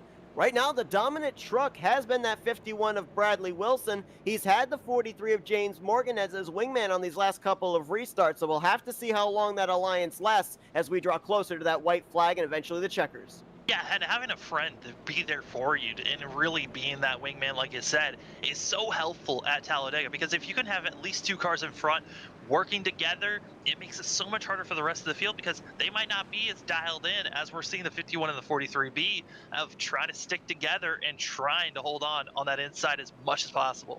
We gave you your top 7. Let's go through it again and give you the top. Well, actually, we'll try and see if we can give you all the drivers that are on the lead lap here as they're going to make their way around the remainder of this 2.66 mile super speedway. So Wilson's going to be the leader. Morgan lines up second. Bryant Seaborn up there in third with Cole Henriksen in fourth. Andrew Moore is in fifth. Elliot Barenberg in sixth. Zach Adams seventh. Rest of the top 10, Christopher Schaefer, Derek Fulton, and Joshua Abbey. 11th is going to be Austin Stevens. 12th, Andrew Navarro. Bryce Hunter is 13th. John Kinder in 14th. Evan DePry is going to be 15th. Ryder Struff, who just got the lucky dog, he's going to be 16th. And looks like last car on the lead lap that's coming down, getting a little bit of extra damage repaired, is going to be the 13 of Garrett Delph. Looks like we're going to have a total of 19 cars coming back to take the green flag. 2 of them are a lap down. We've still got about 3 or 4 trucks on pit road getting damage repaired. Yeah, and the drivers are trying to get repairs done. They're trying to get back out there as fast as possible. Billy Gray, you talked about the fact that he had 4 positions that he could pick up if he got back out there after 17 and a half minutes of trying to get repairs done. That 11 machine is back out on track, and right now doing a pretty good job up to 25th position and trying to get up to 24th at least. Yeah, he'll get it in this next lap if he completes it. As we're getting set here for what undoubtedly is going to be the final restart under the scheduled distance. If a caution comes out between now and the white flag, there's no doubt we are going into overtime for the 3rd straight race. Let's see if they can make these final 4 laps clean and green, at least make it back around to the white flag. We've got about 15 trucks up here that might be up to speed with a shot of winning this race, as Wilson up through the restart zone will lead them back to the green flag. Yeah, going through the trial, your jitters are racing as we're coming to 4 laps to go. And now we're starting to see it. Same moves as we've been seeing. Wilson getting a little bit of space, coming up to Morgan and trying to help out that 43 car. But it looks like Seaborn was able to get a better push and getting underneath as they're wrecking behind. Oh, we got a car that's flipping. That's going to be the 9 of Bryce Hunter, flipping and skating on its roof and finally getting it on all 4s. And we are going into overtime as Bryce Hunter up and over in turn 1 has to teleport that machine to pit road. Caution's going to fly for the 6th time here this evening. And it looked like the 05 had nowhere to go. Hunter thought he was clear, came up, was not, and taking out both drivers in that incident. And it looked like Navarro was right there watching all of this action go down. Yeah, he was. You saw right there. It looked, to your point, I'm not certain that Hunter knew that the 05 of Joshua Abbey was there. He was more focused on the truck in front of him to move to the outside to make a pass. And there just wasn't a lane up there. Abbey was already there. Yeah, and it's going to be so difficult for the drivers in the back because they're trying to get up to the high side where you feel like you're going to be able to make a lot more moves and start moving everywhere, and just was not the opportunity for that 9 machine, who I believe did have to teleport, which means he'll be going to multiple laps down. But up front, I mean, Bradley Wilson, this kind of helps him in a way, because now instead of for 4 laps, this is going to be for 2 laps if we find ourselves with a green-white checkered attempt. Absolutely. And going back here to the incident involving Bryce Hunter, as I stated, when we get down closer to the end of the race, drivers that at first were relying on their spotters to clear them to make moves are going to more than likely make the decisions themselves as we get later on into the run. And the big reason for that is because the spotter is only able to clear you with what he sees. By the time he clears you, you may actually be freight trained and go to the back. So there comes a point where the driver themselves has to make the decision and has to take the consequence accordingly. Yeah, and really you're trusting your mirrors, you're trusting just your gut and also your skill on how well you can cut your way through traffic. And it's so difficult at times, but right now, Bradley Wilson, even if we do go on a 2-lap run, there hasn't been anyone that has challenged this 51 machine really that much. Seaborn was there for a bit. We also saw ourselves having Navarro for a second, about around lap 18, was almost challenging for the lead, but ever since the 51 got up front, no one else has been able to touch Wilson just yet. But let's not forget, he's had someone to help him as well in that 43 of James Morgan. When does the point come where Morgan says, all right, I've helped keep you up at the front, but now I want to take this checkered flag? And if Morgan steps out, is there any behind him that are going to be willing to go up and work with him? Yeah, it's going to be difficult to see as we are going into our first attempt at a green-white checkered. Do you want to let the audience know the ticker that you are going to be seeing above our screen will not be updating live for these drivers until you cross the line. When they cross the line, then it will update where they were at when they crossed the line, but it will not update while they're racing around the track. So Wilson waiting for the lights to go out atop the pace car. Remember, 3 attempts at a green-white checkered. If a caution comes out here on this restart before the leader comes around to hit the start-finish line, remember that start-finish line is down between the middle of the tri-oval and turn 1, so it's going to take them a little bit of time to get around to it. We would then line them up for another attempt. That second attempt, same scenario. If they don't get to the line for the white flag, we line them up for a third overtime attempt. That is going to be it. We then race back to the checkers on that final green-white checkered attempt. Whoever crosses the line first is going to be the winner of the finale here tonight for the Toys for Tots Triple Truck Showdown. Yeah, and it's all been for the kids for this night, and it's been a blast to watch. It's been amazing to see the donations flooding in throughout tonight's event. Oh, still, the donation is there. If you go to the chat, you'll see that the link is there to donate. It's for the kids. Toys for Tots is going to be amazing to see how much it grows for everyone out here. Another driver not going to make it to the finish of this race. Pete Polini in the 7 has taken his car back to the garage area. There will be 17 trucks on the lead lap when we go back green. And just looking through here again, it looks like the number is somewhere between 14 to 15 trucks that might be up to speed. But the problem here now, Sam, I said earlier, track position doesn't really matter at a super speedway. Well, that's true at the beginning and middle stages of a race because you have time to work your way to the front. But now as we get down to 2-lap shootouts, you want to be at least up, I would think, in those first 3 rows at least. I mean, yeah, you can be up there. But, there have been races where we have seen drivers, Kyle Busch is the first one that comes to mind, who has come from all the way back from 22nd place up to win a race in a green-white checkered event. So it's still possible if you've got a good enough running car and you're all the way back in 16th, 17th place and you're on the lead lap, you still have a chance to win this race if you know how to cut through traffic. Yeah, it's a great point, and maybe also all about being in the right place at the right time if a wreck takes place. I remember a Daytona race that we did where the driver that was 8th coming off of turn 4 got to the start-finish line and won the race. So a lot of stuff can happen here. Maybe not even just in this green-white checker, but future green-white checkers, but we'll see if they can get it done in just one attempt. Yeah, and also keeping your eye out on who's been your friend all race. We've been seeing Morgan and Wilson working all night long. Will we see Morgan decide, hey, I want a chance to win this and make a late move that could cost both those drivers? Right now, Navarro is currently going to restart in the 10th position, but there are 3 drivers in the field here tonight that are looking to finish top 10 in all 3 events. One of them, of course, as we just mentioned, would be Navarro. Bradley Wilson would be the second. The third would be the 0 of Cole Henriksen. Obviously, we know Navarro's been on a tear going to victory lane, but to go to 3 different tracks, 3 different lengths, 3 different configurations, and finish top 10 in all of them, that would be an amazing feat for all 3 of those drivers. One night, 3 wins. That's a great way to top it off. But right now, it's going to be a lot of work for the 2 machine to get up front.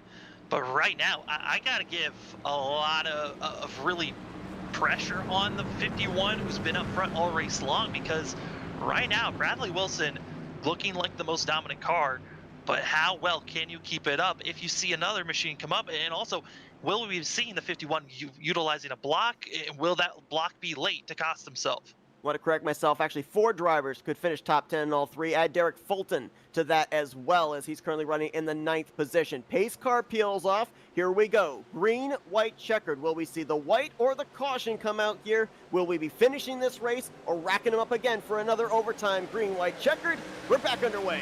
And immediately Wilson giving Morgan plenty of space, and Seaborn going to be following suit as well, as already wrecking it back as multiple cars being spun around. That was at the 4th position. The 0 is spinning around there of Henriksen. He was collected up with, I think that was the 3 of Berenberg and a couple of others. And so many machines being caught up in that one. And now it's a question of who's left after that incident. There's the 14, his engine's gone. Believe 13 of Garrett Delph, he got involved.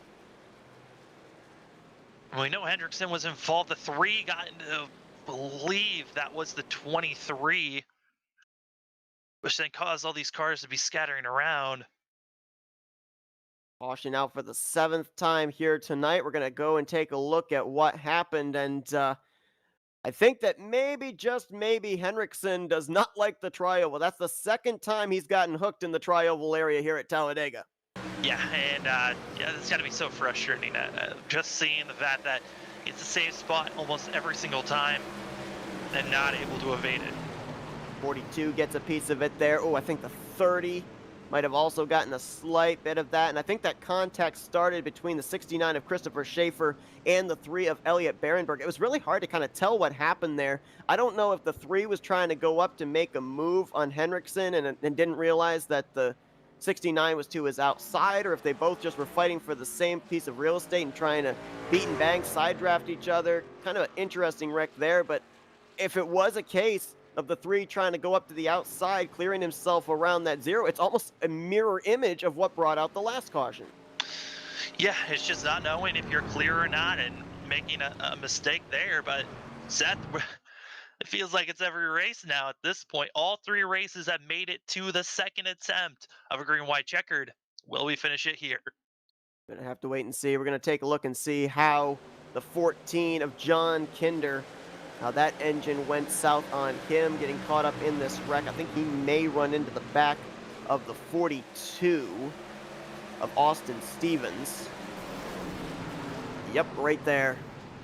And the engine just immediately, see the black smoke underneath his machine, and he is now taking his car back behind the wall. As a matter of fact, we've got 3 drivers now, including Kinder, that have gone to the garage area. Bryce Hunter and Taylor Peacock now in the garage. Also, the 278 of Crystal King. So they are continuing to pile up in the garage area here in the closing stages of this Talladega race. Yeah, and it's looking like Austin Stevens in pit road trying to get service done. Going to be going a lap down, leaving us with a total of 15 drivers on the lead lap as we continue to watch and see if anyone else will go a lap down, trying to get damage repairs for themselves. There's not a lot of cars left that really look like they've got the speed or a lack of damage to be making a move forward. Navarro has moved up 2 positions up to 8th place, which is in that range you were talking about, Seth, of being 3 to 4 rows back to still be in that chance to battle for the lead. Folks, we appreciate you sticking it out with us here tonight in this trifecta of races, the Toys for Tots Triple Truck Showdown.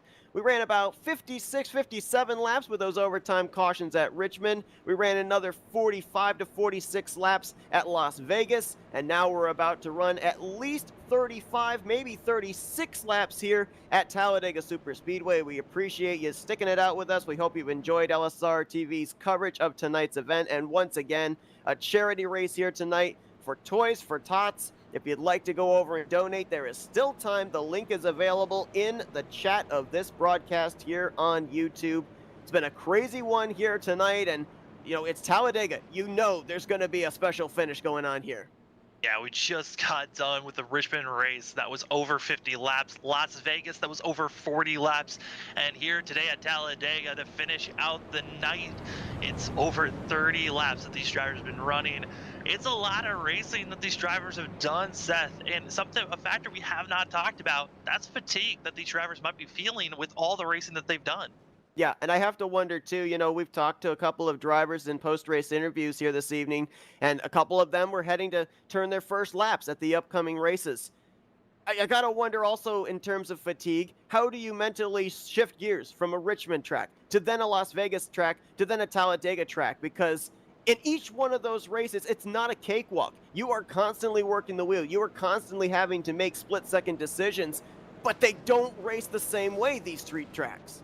Yeah, I mean, we had Richmond and Las Vegas where it was a lot of your truck being extremely loose, so you had a counter steal and a lot of wheel work of trying to stay focused. And then you come here to Talladega where there's not much looseness that you're going to be dealing with, but a lot more a focus of, okay, am I clear to make a move immediately? And if you're already tired after those two races, you could be finding yourself making the mistakes that we've been seeing with our last two cautions of not being clear, but still being aggressive.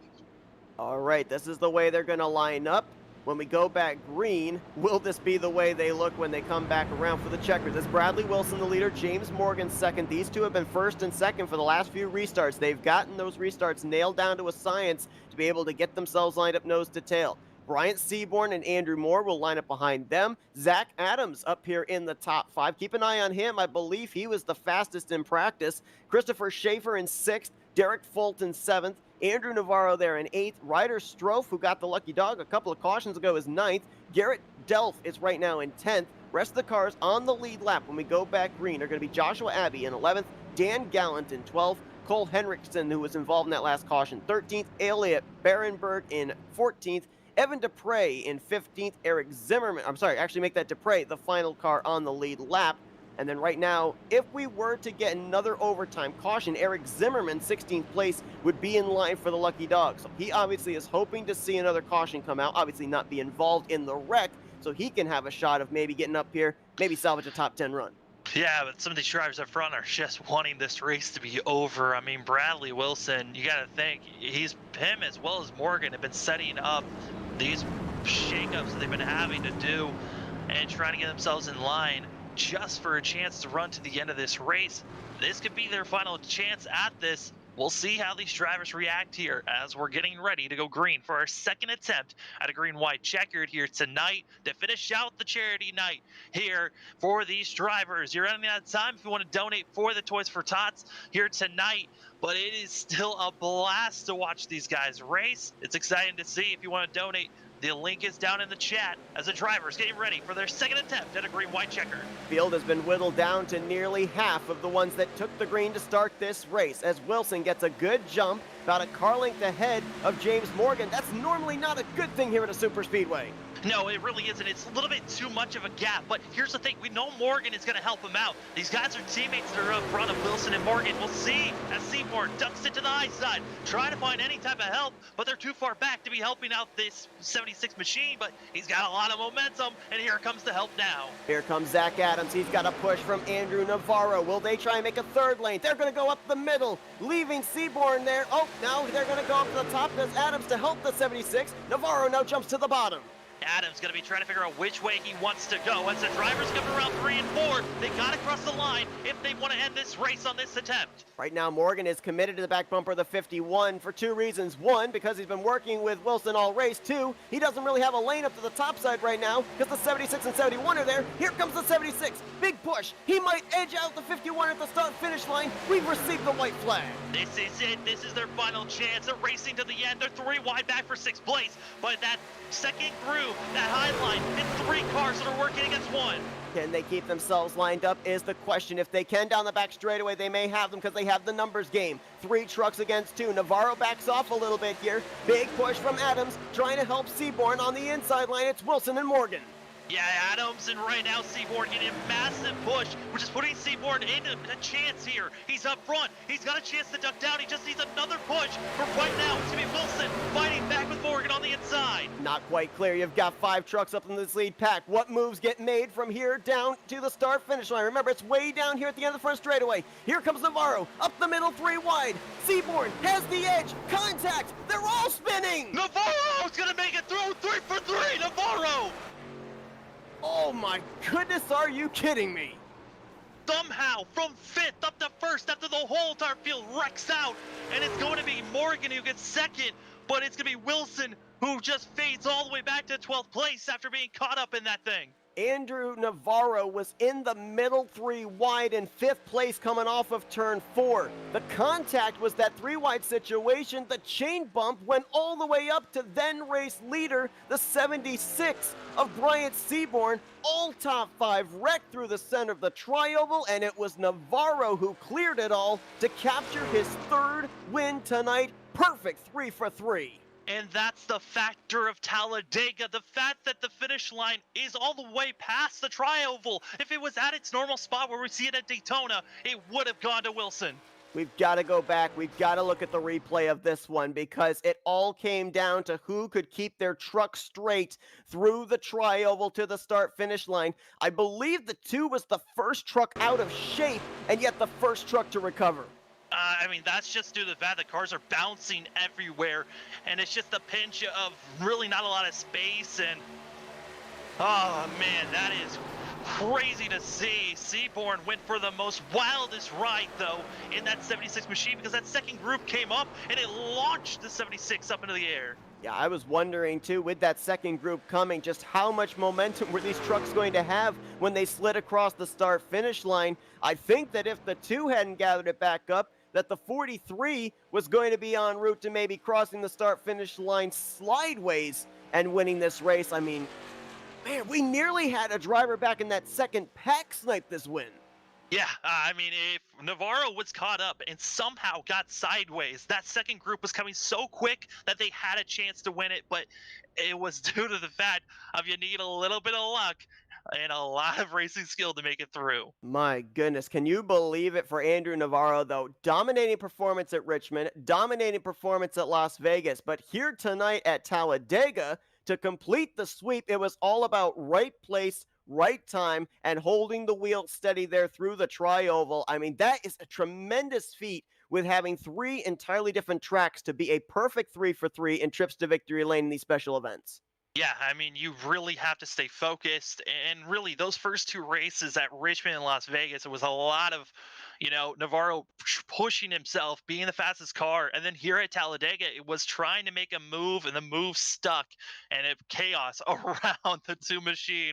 But he found himself being the lone survivor of the 5 cars. So Christmas came early for the driver of the 2 truck. Andrew Navarro going to go to victory lane for the 3rd time here this evening. He sweeps the Toys for Tots Triple Truck Showdown. Schaefer's going to bring it home in 2nd. Dan Gallant, a wounded machine, is going to bring it home 3rd, followed by Garrett Delph, Ryder Strofe. That is your top 5 as we look through the rest of the finishing results. And just about everybody else that finished on the lead lap would be classified in the category of survivors.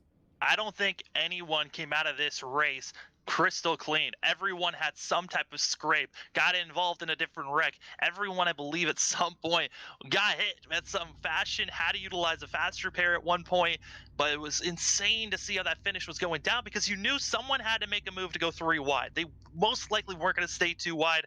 Navarro was the one that made that move, but he was at a hole where it was kind of stuck. Then he got pinched by Adams, and away they went. Well, I'm not sure how Andrew Navarro was able to pull off a 3 for 3 sweep. We'll be asking him momentarily, but we're first going to see if we can get some interviews with the other top 3 finishers.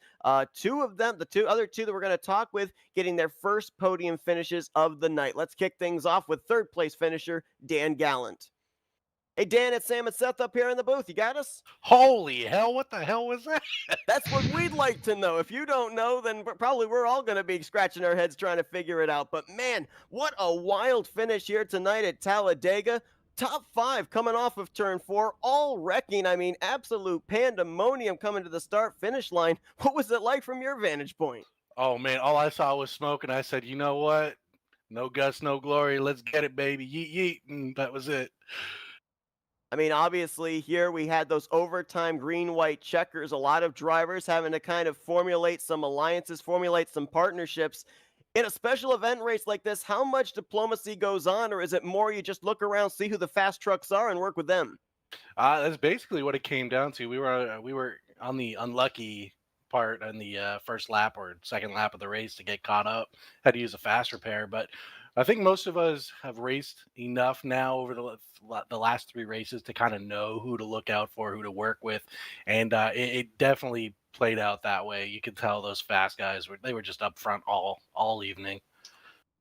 Yeah, Dan, I mean, we saw throughout the night, all 3 races, some drivers just were not having their best night. When you came here to Talladega to finish this thing off, was your goal just to better what your past finishes were? Yeah, I felt like on that last lap in Vegas, I got fourth there, but had there been another lap or two, I think I could have finished maybe in the top 2. I don't know if I had enough truck to get past Navarro there, but yeah, it was definitely something else, man. You know, we knew coming into this finale, even after the 2 great races we saw at Richmond and Las Vegas, that Talladega was going to be the wild card track and it was going to set us up for a doozy of a finish. Little did we know it was going to come down to who was going to be able to straighten their car out after a wreck to take the checkered flag. But Dan, a great run for you here tonight to cap off this special event, the Toys for Tots Triple Truck Showdown. We're turning the microphone over to you now. Let you do some shout outs. Hey, I gotta thank every single person here broadcasting. This is fantastic that what you guys did for us. Derek, myself, Garrett, Delph. We had a hell of a couple weeks trying to put this event on. So I'd like to thank Derek Fulton with Phantom Graphics and Outlaw Esports. I'd like to thank Garrett Delph with Shenandoah Shine. I'd like to thank you guys at LSR TV and my drivers, actually Bradley, Lee, and Cheston and Billy Gray. They put on a hell of a show. This was a very fun event. I can't wait until we do it again. That's Dan Gallant. He finishes out with a 4th place at Las Vegas, rather, and a 3rd place here to cap off tonight's special event here at Talladega. Congrats on a great run there, Dan. Thanks, guys. Fantastic job as always. Let's find Christopher Schaefer, who brings it home 2nd place here at Talladega. Hey, Chris, it's Sam and Seth up here in the booth. You got us? Okay, we're going to wait and see if we can get in touch with Chris here. Chris was involved, I believe, in either the caution or the last caution or the caution prior and was able to make his way up to 2nd place. So let's actually, while we're waiting to see if we can get a word with him, let's go down to victory lane once again. It is Andrew Navarro. Andrew, it's Sam and Seth up here in the booth. You got us? Yeah. Well, I asked you the question after Las Vegas. Can you go 3 for 3 heading into Talladega? And you said, man, I don't know. But, man, that final lap, the top 5 all wrecking, you were the guy that was able to get your car straightened out there to the start-finish line. What is the mindset? What is the emotions going through your head right now after that event on that final lap? Yeah, I had there was a gap with I think it's the 71, the white and red car. And I went through the middle and I was like, at least I can get like a 3rd place finish. And then I guess he didn't see me there and tried to follow the car in front of him, like hit him square. And he came down on me a little bit. And then when I got hit, I kind of got jerked off to the left side. And then I don't remember who it was on the bottom. I think it was Morgan. He just kind of hit the bump, hit me, and then it just turned me into, I think, Bradley, and then everybody just crashed there. You know, we went to 3 different racetracks here tonight. You were dominant at Richmond, led most of that race. Las Vegas, you were dominant there. You led most of that race. Of course, at Talladega, a lot of people say it comes down to luck. You were able to fill that. 3 for 3 here tonight. What's it got to feel like knowing now that you can look back on this special event at all 3 races and know that you were able to pull off a sweep with 30-plus drivers in every single one of the events? It definitely means a lot. I mean, I hate to do it in that manner with the wreck at the end, though. It just kind of sucks.